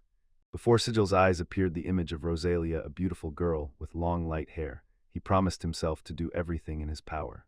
The man knocked on the door, receiving permission to enter from Asterazali. He carefully opened it and was the first to step inside, and behind him quietly followed Sigil and Paul. He glanced at the bed where Rosalia lay, and at that moment an unexpected thought flashed through his mind. What could it have been? Rosalia's skin was pale, she was breathing heavily, and her eyes were closed. Just one look and it immediately becomes clear. She has very little time left. Sejal asked the man when all this started. He replied that 10 days ago she fainted, and since then her condition gradually worsened, and 4 days ago it reached the level they are now observing. The main character pondered for a long time everything he had learned, calculated every detail, and finally understood. There is no time to delay, diagnosis must begin immediately. The Seychel looked at everyone in the room and decisively said, "Time is short, so we start the examination immediately." The maids exchanged a brief, tense glance, instantly agreed with his proposal, and approached Rosalia. Apologizing to her, they carefully pulled the blanket off her. Sigil conducted an analysis and found that the cause of the illness was a lack of mana. Almost all people suffer from this, and mana, which usually behaves like physical strength after exhaustion, the body gradually restores it. Here everything is the opposite. Instead of replenishment, mana gradually leaves the body. He immersed himself in thought why everything turned out this way, and continuing the analysis, suddenly noticed something interesting. Segel asked the maids if they noticed anything strange about Rosalia before she showed symptoms, and after listening to them carefully, learned that very recently she had been at a tea party hosted by Count Tucker. Then Sigil explained that all her symptoms were the result of poison that entered her body, and the servant, frightened by her words, hastened to assure that the poison was indeed mixed in during the tea party. Saijin decisively said that it was necessary to find out exactly when and who did it, and also asked to send a message to the Margrave with a request to start an investigation. At the same time, he will do everything a true doctor must do. He has already figured out Rosalia's condition and can immediately begin treatment. The man assured that they trust him and hope for his help. You have already felt that the body's ability to restore mana was damaged. If the poison is expelled and a few important areas are treated, she will be able to be the same as before again. First of all, he put detoxification magic into action, cleansing the body, and only then began treatment. Next, having applied magical regeneration, he intends to restore her ability to regenerate mana. Soon Sejal felt his powers starting to fade. His forehead was covered in sweat, his whole body was overwhelmed by weakness and lethargy. He barely stood on his feet when Pal instantly caught him, preventing him from falling, and it was then that Sejal remembered that recovery requires a huge amount of mana. At that moment Rosalia was lying on the bed, still unconscious. Sejal aimed his power directly at her motionless body. The man turned around and offered to lie down, but Segi immediately refused, saying that right now the care should not be about him at all. At that moment the maids returned to Rosalia, and everyone immediately noticed that she had finally regained consciousness. Joy spread through their hearts. The man also looked back and through tears called the young lady. Sego reported that the treatment was successful, and Rosalia needed a few more days to recover, so she should take care of herself and not overexert, and at that moment he was supported by Pao. The servant wept with joy, sincerely thanked Sajil, and assured that the lord and lady would be incredibly happy, and the man kindly smiled at him in response. After that, Powell and Sigil returned home by carriage, and she anxiously noted to him that he exhausts himself too often. He had worked all day at the clinic, helping patients. She told him that until they reach the estate, she prescribes him e-patches for restoring strength. Seikl laughed in response, thanked her, and laid his head on her lap to rest. On the way, Seikl pondered. For the first time he heard about a poison that deprives mana, and the memories immediately took him back to tea time at Count Tucker's. Several days passed. Dawson cheerfully walked through the thickets, humming to himself and glowing with a wonderful mood. Rejoicing that he had finally finished work, he set off to the bar, hoping to rest a little, but on the way his gaze fell on a man lying face down right on the ground. Dawson ran up to him, anxiously trying to bring him to his senses, asked how he was, urged him to hold on, then carefully turned him onto his back and with horror saw that the entire face had turned black and wondered in surprise. "Is this really a face?" Meanwhile, at the Segwell estate, he was teaching newcomers to wield a sword. He approached Tom, noticed that he was straining his back too much, and gently advised him to watch his posture. Pads listened carefully to his words. Seikl thought that he should work on his tone, since he had endured exhausting training with Pal and Soldrick, and still learned something new every day. Such a learning speed is simply impressive. Soon the stands wobbled and leaned forward. Seikl thought that his fencing looked clumsy. And after all, if he really became an adventurer, he would probably have said goodbye to life in the very first swamp. Fortunately, he managed to stop the fall, and Segri advised not to worry about speed, but to focus on perfecting every movement to the ideal. He said that from now on they would work on his muscles and start with basic exercises, and Peds agreed with this. Mongol has a unique skill. He is the Sword Emperor, and Saikil believes that he does not take training too seriously, but despite this, Pad still has a lot to learn in order to later challenge Saikil's brother. The Sword Emperor is a lazy, stubborn peasant, and he is torn by curiosity. Who among them will turn out to be stronger? Suddenly Sajal heard someone say his name. At that moment Paul apologized to Dawson and explained that the gentleman was currently training and would pass the message to him later, but the man insisted and emphasized that the matter was very serious. Sajal approached them and asked with interest what had happened that was so important, and Dawson replied that it was better to see everything with one's own eyes. After that, he exclaimed emotionally that the slums were simply littered with bodies. Pal and Sajal instantly tensed, shuddering at what they heard. They rushed together to where Dawson had left the man. He was sitting, leaning against the wall of the house and quietly groaning. Dawson said he accidentally came across him and then noticed several others. Powell spoke about the black face, saying it looked as if someone had poured ink on it. She cautiously addressed Sickle, suspecting it might be the blackface disease, and he only nodded in response. When Dawson asked about the blackface disease, he was told that it was actually Brazon-Lloyd-Left's disease. One of its symptoms was blackening of the face, hence the other name, and 1,000 years ago it swept through as a real epidemic.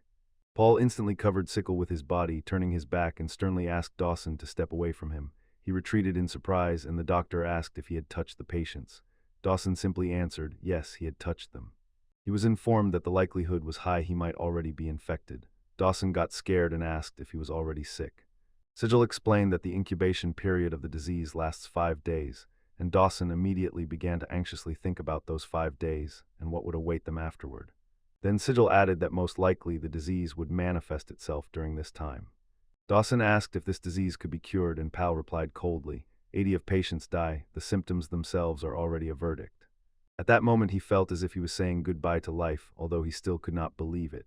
His entire face turned pale, as if the paint had been washed off. The black face disease is terribly contagious. Considering how many people live here, there are probably already over 100 sick, but no one knows where it all started. Perhaps the source of the infection is in another district altogether. If in the capital everything continues to progress so rapidly, thousands know, tens of thousands of people may say goodbye to their lives forever. Sigil decisively stated that the slums must be isolated, and Pal tried to object. There are almost no food warehouses in those slums, and if the district is cut off from the rest of the city, deaths from hunger will be unavoidable. Dawson buried his face in his hands, and panic overwhelmed him. Whether from the disease or from hunger, no matter how you look at it, you will still have to say goodbye to life. Sakal stopped them and urged not to give up. He explained, isolation now is vital if they want to survive. It is necessary to slow down the spread of the disease. Only then will it be possible to contain the growth in the number of sick people. Then they will be able to focus on how to get out of this difficult situation. He addressed Dawson and asked him to bring all the infected. Dawson asked again why they were needed. Sigil answered decisively that he intended to treat them. Dawson was genuinely surprised and, not hiding his astonishment, asked what exactly he could cure him of. The doctor replied calmly and confidently that he would do everything in his power. He told Sigil that since he was already sick, he would help him to the last until he fell down. An unbreakable determination burned in his eyes. Sigil turned to Pal and asked her to pass this information to the Adventurers Guild and take care of the necessary provisions. Their status as guild master should be enough to reach even the king himself, and Pal agreed. Then he turned to the Lycians with a request for help. He asked one of them to go to the soldiers and organize the preparation of the carriage. Dawson could not hide his surprise upon seeing such high-level monsters. After that, Sajal firmly said that the patients needed to be transferred to the clinic, where he could examine them safely. Soon an adventurer arrived, and Darnan, along with others, carried the wounded on stretchers to the clinic. They reported that they had found 6 more victims and asked for additional blankets. Dawson carefully laid the victim on a blanket, while Powell bent down to him and quietly asked if he could speak. If so, he asked him to say his name. Darnian looked around the surroundings, sighed with relief, and smiled, noting that it was good there was no unnecessary junk near the clinic, and another adventurer added that it was convenient because there was no need to worry about space for the sick. At that moment, Sakal applied magical treatment to each of the patients. The woman recovered. He assured that now she should be fine, and added that if the disease reminded her of itself again, she should come again, and the woman sincerely thanked him. The main character pondered this disease, wondering that he had encountered it again. Looking at his hands, he recalled that once in a previous life, such faces were commonplace for him. Since the disease is contagious and people can catch it again, treatment should primarily alleviate symptoms and support the body so that it produces protective antibodies itself, and most importantly prevent new cases and protect those who have already recovered from reinfection. Powell returned to him and suggested taking a break, but Sajal only smiled and replied that there was still a bit of work left, and he was not tired at all. He mentally noted how exhausting it was to continuously help so many people, but he could not stop. the sick were even worse off without his help. Suddenly a stranger approached them, politely apologizing for interrupting without warning. Pal and Sekel turned around and looked at him attentively. It turned out that the guildmaster had come to their mansion. She smiled faintly and asked Sekel for a moment to talk. Powell prepared her a cup of tea and placed it on the table. The guild leader thanked her, carefully examined the cup in her hands, and without saying anything, drank the tea in one gulp. The teacher began to explain that the slums and districts of common people seemed cut off from the world, and it could be said that the disease with the black face remained under their control here. But as they had predicted, hunger began. Paul admitted that she could not deny it was not their fault, but of two evils they chose the lesser one. The hostess was devastated by what had happened and sincerely admitted. Until now she had perceived the black-faced disease only as some kind of childhood scary story. The Adventurers Guild instantly sprang into action as soon as they received news from Sajal, and swiftly cordoned off the slums from the castle and other residential quarters. But nothing helped the disease spread. Sick people appeared in all corners of the city, and most aristocrats panicked, hastily grabbed their belongings and left the capital, and thus the ailment engulfed the entire kingdom. The event reached such proportions that even the government could not remain indifferent and began to act. The guild leader said that they managed to close the country's borders in time. It was precisely because of this that the epidemic remained only within their state. She says that now all guild departments are spreading the methods of fighting the disease that Sigil told about, yet the epidemic will not subside quickly. Paul warned one must act carefully and not rush, and the doctor assured that they will be able to improve the situation. Paul is broken and admits that he is still disappointed in the helplessness of the priests. They only pretended to be majestic, but in reality, they are nothing.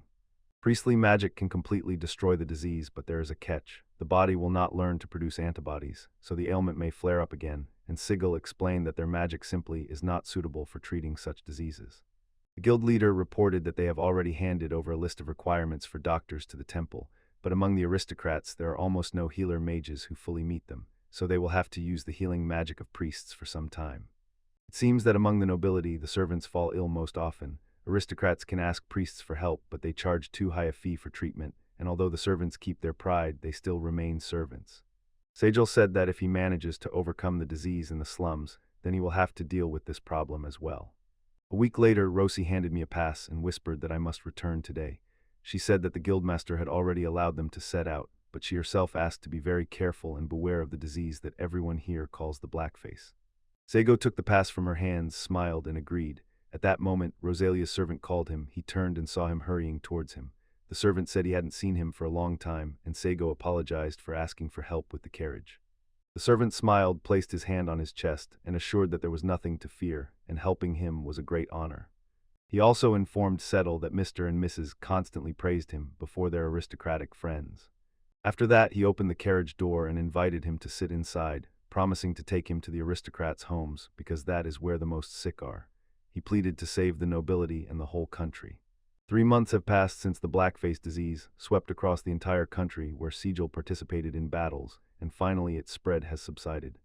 Once later, Tsigilla met with the guildmaster. He greeted her with a smile, and she told that 1,000 years ago people first learned about the blackface disease, and since then so much time has passed that the method of treating this ailment has long been forgotten. So the fact that Sekel managed to find a cure is a true miracle. He was sitting on the sofa with a cup of tea, and hearing the master's words, only smiled at the corners of his lips. He silently admitted to himself that he would not be able to explain to others how to fight the disease he had already seen with his own eyes, how the first epidemic began. Suddenly, old memories surfaced. Many years ago, a man with a darkened face asked him if he really wanted to embark on this foolish journey when there were so many sick people around, and then I turned to the great sage with a request to save these people. Sajal pondered how many years he had to give to find the cure back then, and despite this, he still had no chance to see the world. The guildmaster called him by name and admitted that perhaps she was worried in vain, yet she advised him not to appear in the temples for some time. He asked her again. She said that when she shared the details of the treatment method for the black-face disease, she overheard a conversation of several priests. They were convinced that Sajal posed a direct threat to the authority of the temple. Sajal expressed hope that they could help each other, but it seems that everything is not going as smoothly as one would like. The mistress added that she herself would like to tell about the progress in searching for the cause of this disease. She noted that the chance that neighboring countries did this is very small. This medicinal remedy has long been lost, and she does not believe that any state would risk provoking an epidemic. Psycho replied that animals themselves do not get this disease, but they can quite be its carriers. I asked if they confirmed this theory. It would be good to at least approximately know when exactly the first person was infected. They will rush to figure it out and look for how to solve this problem. After some time, Segel returned to the mansion. Madison and Pads met him warmly, smiling kindly. Pads was holding pots with plants, and Madison was carrying a woven basket on his shoulders. He smiled at them, joyfully announced that he had returned, and sincerely praised everyone for their diligent work in the field. Paul also greeted him. She gently smiled at him. Her hair was a bit tousled. Paul asked what he would like to start with: dinner, a bath, or perhaps with her herself. Siegel smiled back at her and politely remarked that he respected her, but first he would like to have dinner. Pavel was upset by this. She clenched her fists and noted that he did not understand her hints at all. To this the hero calmly replied that he understood everything perfectly. It was just that the children were nearby. She sharply turned to Pads and Madison and looked at them angrily, so much so that the friends froze in place and begged her not to look at them so angrily anymore. In the large dining room, quite a few children were sitting. Food was placed in front of each on the table. The children politely wished each other a good meal, and Madison addressed everyone and asked if they remembered how he taught them to use a knife, to which everyone unanimously assured that they remembered. Cycle sat at the same table with Pads and impatiently asked how the crops were growing. Pads reassured everything was going well, the harvest would be decent. Then Segwell noted that it was time to prepare a new batch of aloe, as the supplies were almost finished, and Pads nodded, agreeing to take care of it. So I glanced at him and thought to himself, this obedient training program gives an amazing result, even too good. He stood and thought about how the estate was becoming more and more crowded every day. After all, so many newcomers had appeared here: Pads, Madison, Lali Balanbo, along with their children. Cycle turned around and looked at his things, carefully patted the suitcase and said that his business here was not yet finished, so he would stay until everything was settled. Suddenly a soldier entered the room, addressed me by name, and informed me that he had brought papers for the sale of soap. Seji thanked him. The soldier glanced at the pieces of soap lying on the table and asked with interest if it was for sale. Sigulek smiled and replied that more and more women came every day, ready to do anything for it, so he kept a few pieces in reserve. So, thanks to the support of the children, everything is going just wonderfully, so mass production should not create any difficulties. Sigil proposed to buy a piece of land from Sandal and build a factory there. Their workshop in the estate had long been too small for a real business, and thanks to the waterfalls they would have a stable aloe harvest. Eric agreed. The idea was truly wonderful. One thought would not leave him how soap making could be useful. He, together with Pal and Pads, set off with a cart to Mr. Bale's store. Pal reported that they had arrived. They noticed a huge crowd near the building. Seguilla was surprised that the store had not even opened yet, and the queue was already so large. Pad could not hold back and exclaimed, "Wow, so many people here." Pal narrowed her eyes, became very serious, and sternly warned Tom to watch what he said. Pads got scared, sharply jumped back, and hurried to apologize to her. Sigil laughed at them and suggested entering through the back door. At first, only ladies were interested in the soap, but when he included soap in the list of remedies to prevent the blackface disease, rumors instantly spread among the aristocrats and their servants. They could not sell it in their clinic, so they decided to sell all the goods through Bale's store. Sigil sincerely thanked him for such help.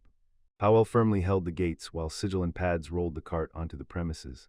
Pads politely asked for permission to enter. Rosa, Bale's daughter, was sitting by the water trough washing clothes. Seeing them, she immediately stood up and called Seguia. She approached them with a sincere smile on her face. Sigil turned around and noted that they had not seen each other for a long time, and she smiled even wider and agreed.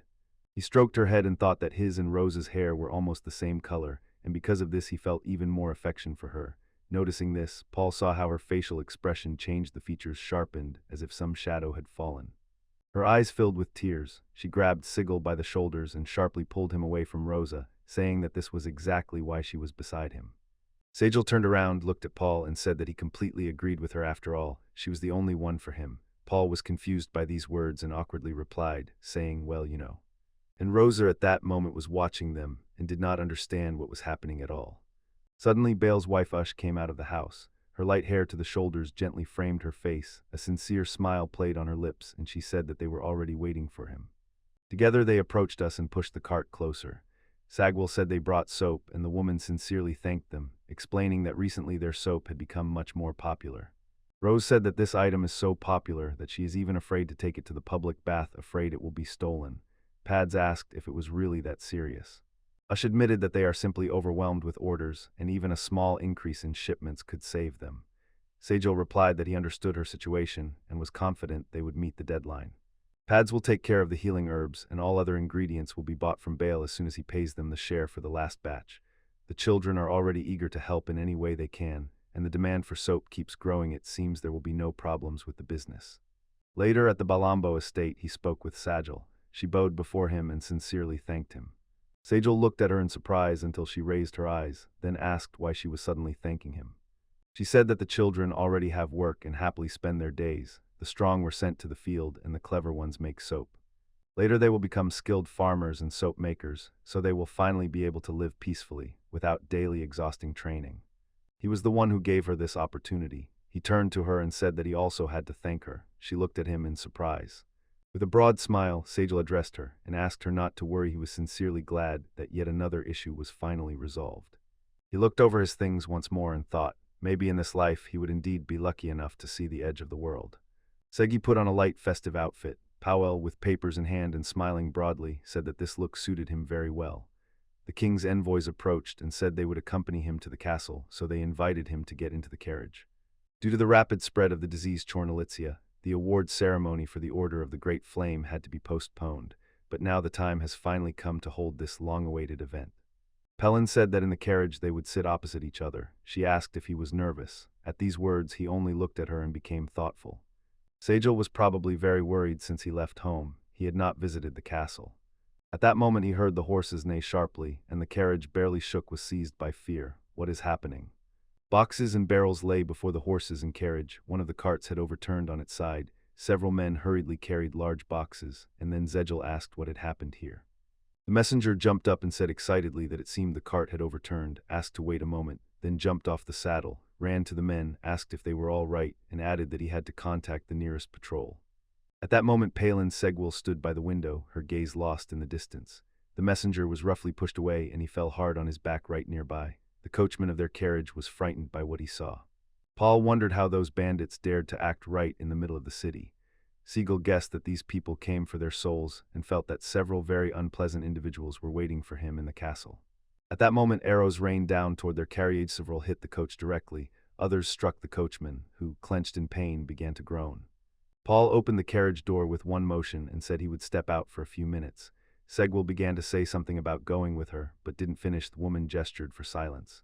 After that she winked at him, barely touching her lips with a smile, and remarked that the young gentleman had no reason to dirty his hands. Howell jumped to the ground. The bandits noticed her and began to shout as if she had suddenly appeared. She must be destroyed. Segel at that moment closed his eyes, smiled, and thought. Although they rarely say this about women, Powell is a true hope for everyone. He got out of the carriage and approached the coachman to see what had happened. He was already dead. The reins were cut. The horses ran off in all directions. It seemed someone deliberately blocked all their escape routes. Then he approached the messenger, who was groaning in pain. Sigil noticed with relief that he, thank God, was still breathing, so he immediately used his magic to heal him, and after that quietly sighed with relief. At that moment several men in uniforms with emblems on their chests rushed to the scene and asked what had happened here. When the robbers noticed these people, they shouted, "It's the guard," and hurried to flee. At that moment Pal began to beg them to wait for her. Cycle turned to the guards with a smile and said they had come just in time, but instead of a greeting, they instantly pointed their swords at him, and the smile disappeared from his face. He cast an indifferent look at them and asked if he had been the victim of an attack, to which the guard replied that he had witnessed an attempt on his life using magic right here. Sigil said they were heading to the palace at the invitation of His Majesty, so they could check everything themselves. He assured that they would scrutinize every detail, but for now he was going with them. I told her they would meet later, she agreed with him, but only Segil was detained. No one died in the sword fight, and the fleeing bandits were not even touched. He was accompanied by guards, but despite the fact that the bandits' attempt to capture him initially failed, somehow they still managed to seize him. They took him to the guard post in the dungeon. There they locked him in a cell and shackled his hands and feet. Seikl counted the days in his head as if 4 days had already passed since he was arrested, but there were no windows here, so he couldn't be sure of that. He sits with his legs stretched out as far as possible, and in front of him only the bars of the cell. He feels that no one comes here, so dreaming of water or food makes no sense. Siegel possesses the magic of stretching, and he is still alive only thanks to life spells. An ordinary person would have long since not endured this and would have already died. They dared to arrest the honored guest of the king himself, and no one still knows who is behind these events and how influential this person is. Howell rushed into the room with a bunch of keys in her hands, addressed Sigila and sincerely apologized for being late. and he smiled warmly and assured her that he was waiting just for her. The hero noticed that lately he has been doing nothing but healing people, so this can be considered a small vacation, and Powell added that he is overworking himself and should spend more time with her. Seikl asked who was behind all this, and Pavel replied that the temple was to blame. All the events were controlled by the archbishop, a very insidious person, and after that she removed his shackles. Powell got angry. Probably the story about the blackface disease hit him hard, and it annoyed her that they had to face such a contradictory person. He, together with Pavel, left the cell and began to climb the stairs. On the way, he couldn't hold back and asked what happened to His Highness, to which Pavel replied that the prince removed all charges against him and even ordered the arrest of those who once detained him. Paul said that nothing else restrains him. The main hero just nodded and remarked that he was not surprised by that. The temple's influence on this country is too strong. He is convinced that the king had no other choice but to hush up this matter. They went outside. The unusual sunlight blinded his eyes, and Sigil was momentarily confused. Only after a few blinks and when he got used to it, a scene opened before him. Adventurers led by the guildmistress were detaining guards. She noticed Sigil, turned around, and called him over. She approached them and sincerely apologized for the delay in his rescue.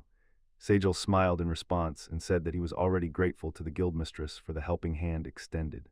Powell turned to the guildmaster and confessed that without his help she would never have reached the king, sincerely thanking him for the support. At that moment, everyone heard greetings for Sigil. A messenger ran up to them, panting and barely trembling with excitement. He immediately began apologizing for the inconvenience he had inadvertently caused them. He bowed to Sigil and recalled how he healed him on the very day the attack happened. His gratitude was boundless.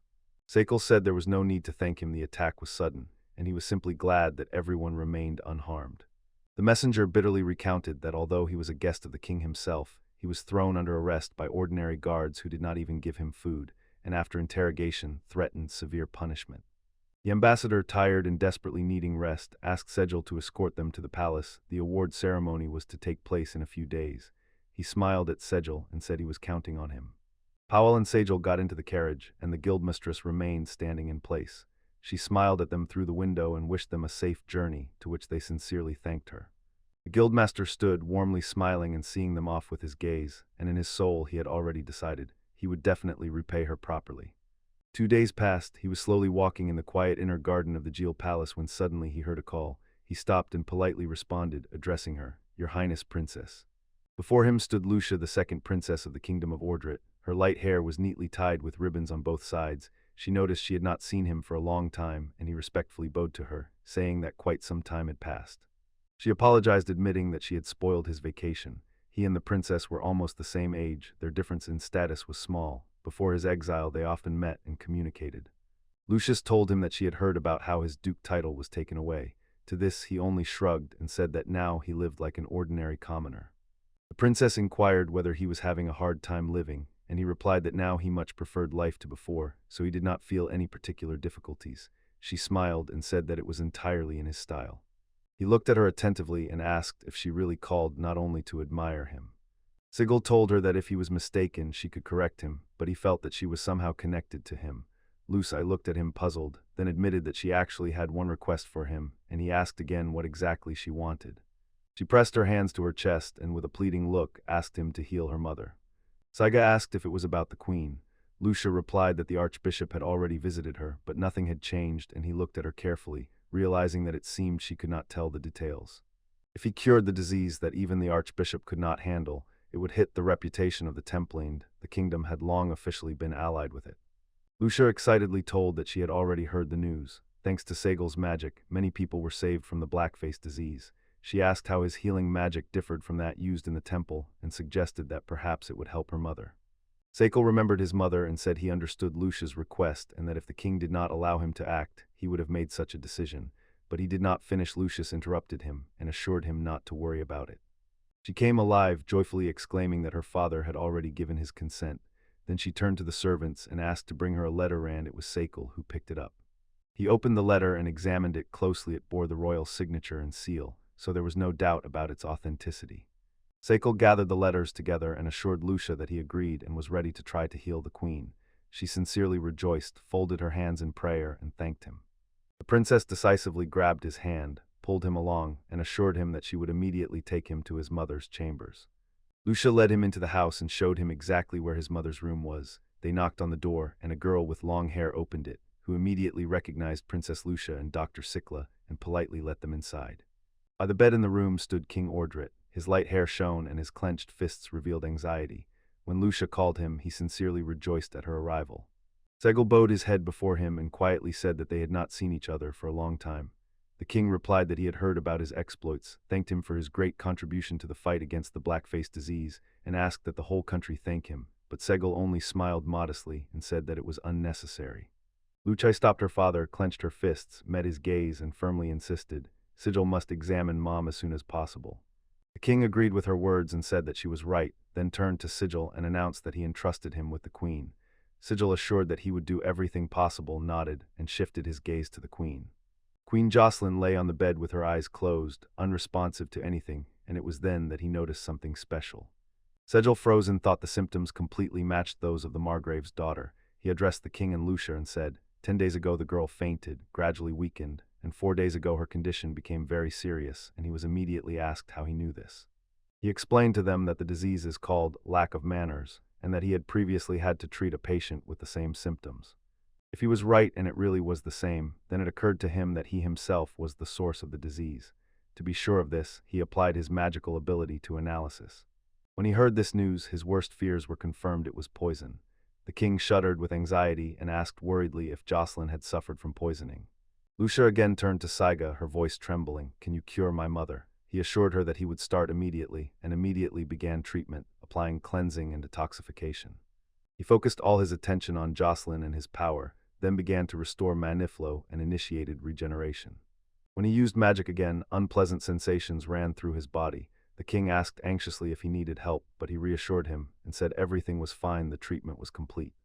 Jocelyn opened her eyes. Lucia immediately rushed to her and hugged her tightly. Tears glistened in her eyes. The mother asked her daughter what happened and why she was crying. Segil quietly watched them with a smile, and the king discreetly wiped tears from his face. The main character was happy and thought he would not want the princess to go through the same thing he did. Suddenly, the king asked him to step out for a while. When they left the room, the king, filled with gratitude for saving the queen, promised to definitely repay in the future, but now he wanted to make sure of one more important thing. He asked Segil if it was really about poison, and he confirmed it. The king inquired what was known about it, and Segil replied that he knew little. The poison was rare, and he had never heard of it before.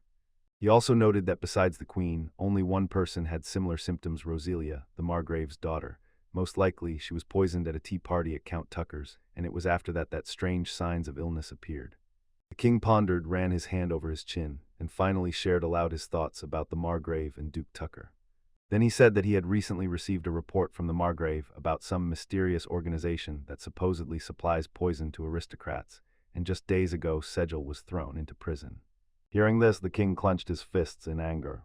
He pressed his hand to his chest and whispered that it seemed someone really did not want to allow Segil to examine the queen. 2 days passed, and it was time for the award ceremony. Sigil's grandfather stood in the palace corridor and thoughtfully looked out the window at the landscape.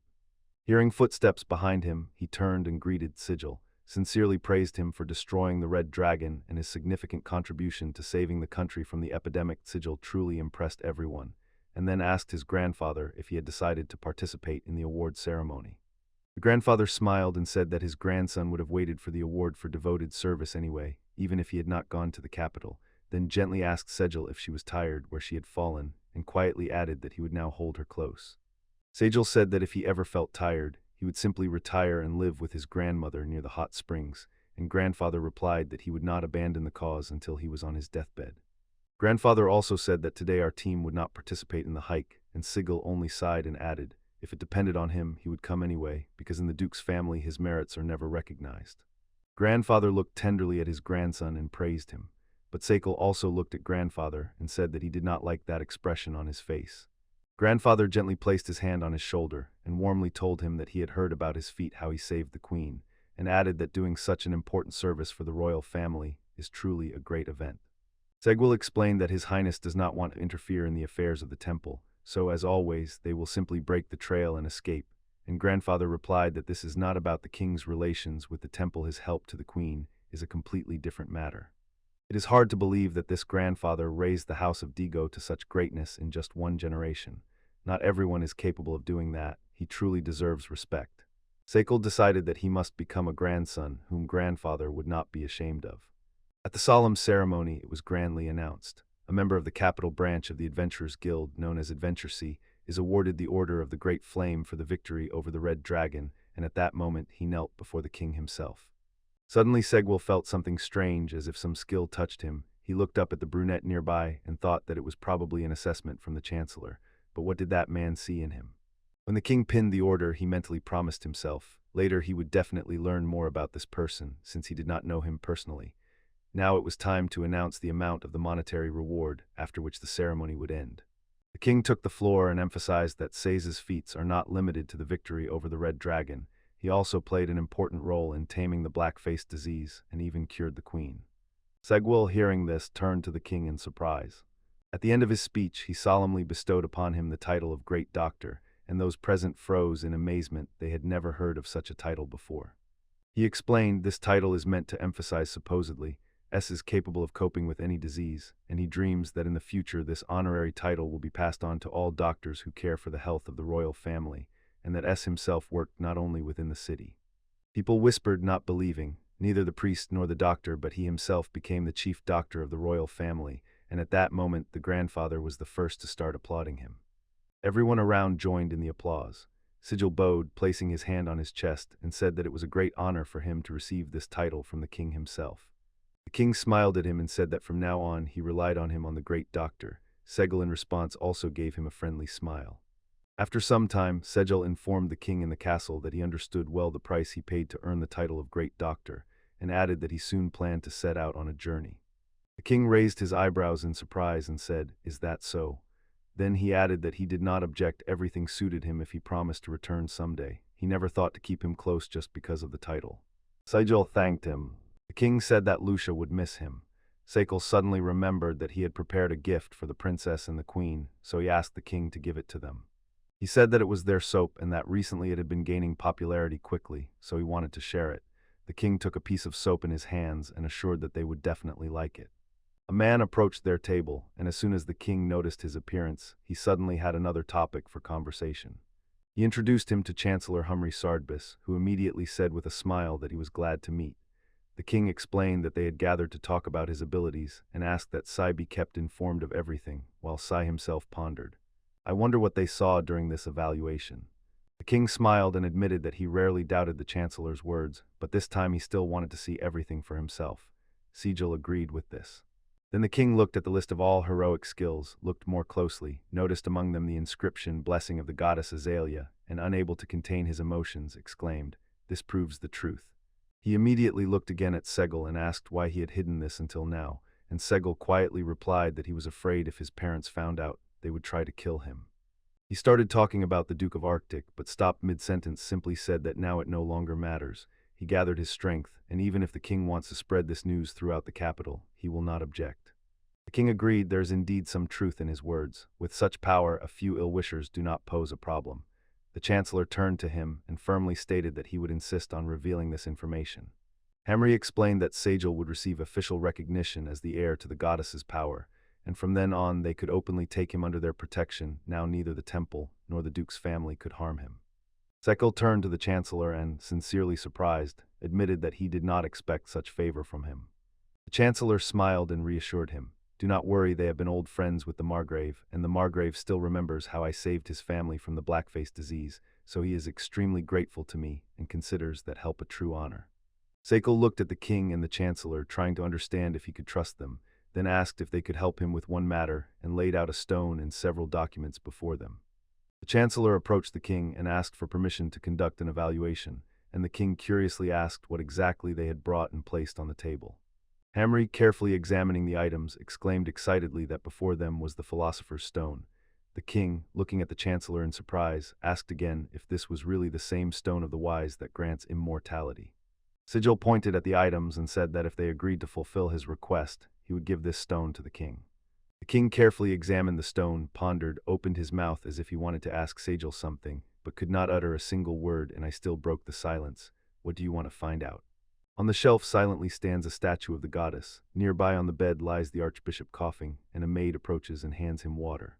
He picked him up, helped him to stand, and handed him a glass of water. The archbishop, pressing his shirt to his chest, barely stood on his feet. The servant began to speak anxiously that the fever had not subsided for quite a long time, and perhaps it was worth consulting the great doctor, but the archbishop got angry, threw the glass aside, and ordered no more nonsense. The glass shattered into pieces, hitting the wall. The archbishop still managed to exclaim that he would ask for help even from the one who humiliates the power of the temple, just to recover, but he did not finish speaking suddenly. A cough began to choke him, and the people around instantly rushed to help him. People whispered among themselves. They said, "Don't expect a miracle from someone who bought his status with money, and if things continue like this, he is unlikely to last long." Although the archbishop despises Sai, now everyone is talking about his blessing from the goddess creator, which the king personally announced. People began to guess that this disease was familiar to them, but their thoughts were suddenly interrupted by the archbishop's cough. He looked at his palm blood, then raised his eyes to the statue and asked it why it had turned away from him. At the same time, Queen Jocelyn smiled and thanked Sajal, saying that the soap he gave yesterday turned out to be simply wonderful. Lucia ran up to her and said with admiration that the soap was really wonderful. Her skin and hair had become much better, and Sai sincerely admitted in response that such words were a great honor for him. Jocelyn, hearing about his upcoming trip, became worried and asked if they would be able to get soap during his absence, and Sai just smiled and reassured her there was no reason to worry. Soap production was improving and there would be no problems. Jocelyn and Lucia seemed to shine with happiness and at the same time exclaimed, "Thank God, what a relief." The king smiled, looked at them, and asked if it was already time to hand over Sigil to him. Lucia nodded in agreement. The queen and the princess left the room, leaving Sigillo together with the king and the chancellor.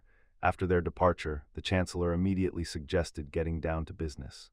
He handed Sigil the documents and said that they confirmed a reward had been set for his head. The guilt of the Arctic house was obvious. People had already been sent to them. Soon all charges and punishments would be announced, and he was also offered to familiarize himself with a copy of the documents.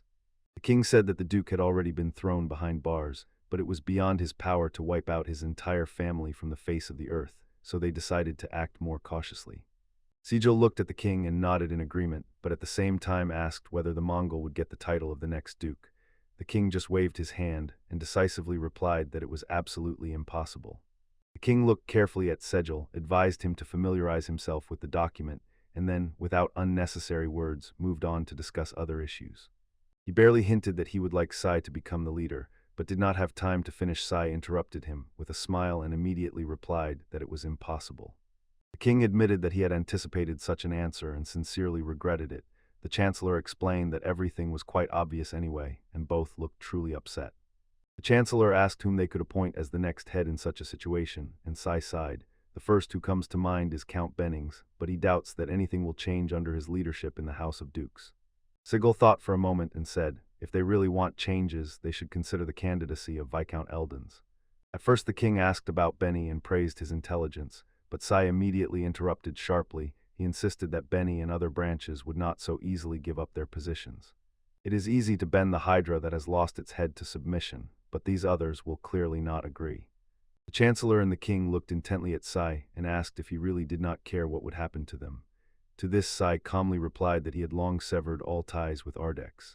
The Ducali family had long ceased to cause any trouble to the royal family, and now we have a great opportunity to weaken their influence and get rid of several influential branches. The king got a little nervous, and noticing that there was not even a shadow of regret on Sigil's face, said that he would not want to see him among his enemies at all. Pads and Madison were training, their swords crossed, and after a fierce exchange of blows Madison noticed that Pads' movements had become noticeably better. He was really making progress. This slightly embarrassed Pads, and for a moment he pondered the words he had heard, losing vigilance.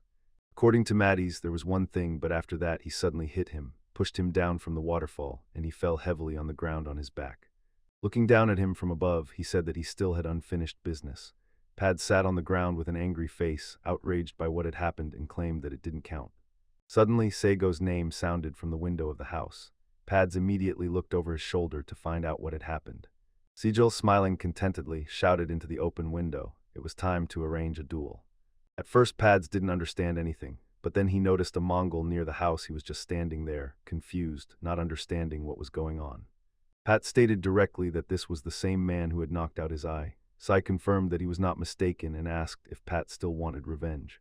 Pat answered confidently yes, his desire for revenge had not changed. Then Sigil came down to him, friendly patted him on the shoulder, and said it was time to move on. At that moment, the Mongol turned around and noticed someone approaching them. He addressed Sejal by name and declared that he thought too highly of himself if he dared to challenge such an outstanding personality as himself. To this Sejal replied that he had every right to do so, since he himself had now become an outstanding doctor. He approached the Mongol and quietly said that there was nothing wrong with his visit. He had prepared the promised sum of money.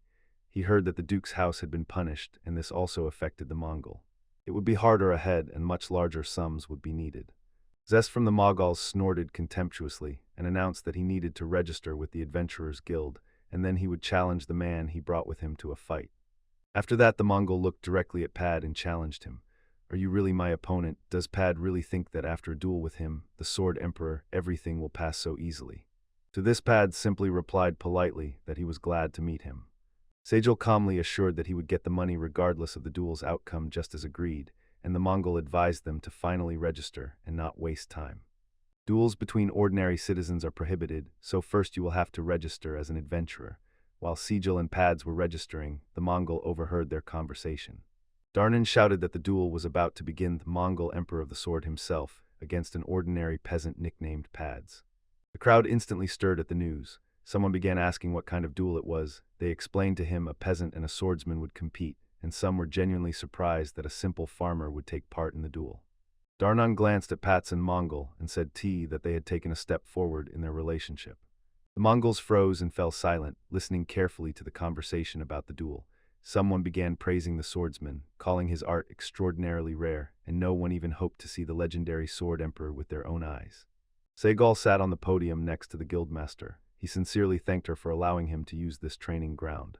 The guildmaster looked at the field where the duel was to take place, turned to Sky, and quietly but firmly explained that this duel was too important to him, so he could not give her this place.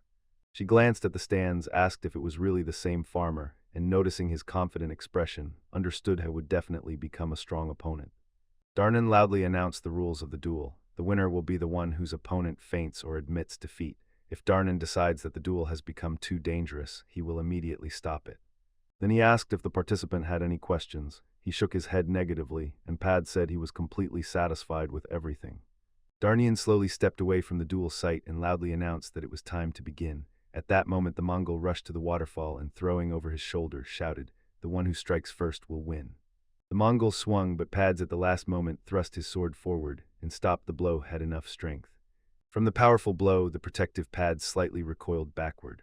The Mongol immediately took advantage of this and began raining blows one after another, smiling and mocking the opponent for being slow as a turtle and only capable of defending. A triumphant smile blossomed on the Mongol's face as he confidently said that the peasant would not defeat his great warrior, and for the second time he struck him. The pad successfully bounced off and the sword fell to the ground with full force. Clumps of earth flew toward him, so he covered his face with his hand. At that moment, Sil addressed the master, urging him to remain calm. The fight was not over and supported him with words of agreement. Everyone immediately noticed that the Mongol was barely breathing, and at that moment, Peds shouted that he had found an opening, struck the Mongol's right hand with his sword, then raised his weapon again and this time finally dealt him a real blow. He began to scream wildly, so Darnan approached them, cast a quick glance at what was happening, interrupted the duel, and quietly whispered that it was enough. He declared Pads the winner, and Pads stood stunned to comprehend what had happened. Some wondered how a simple farmer could defeat the very Emperor of the Sword, others could not contain their admiration, and Pads himself still did not believe in his success.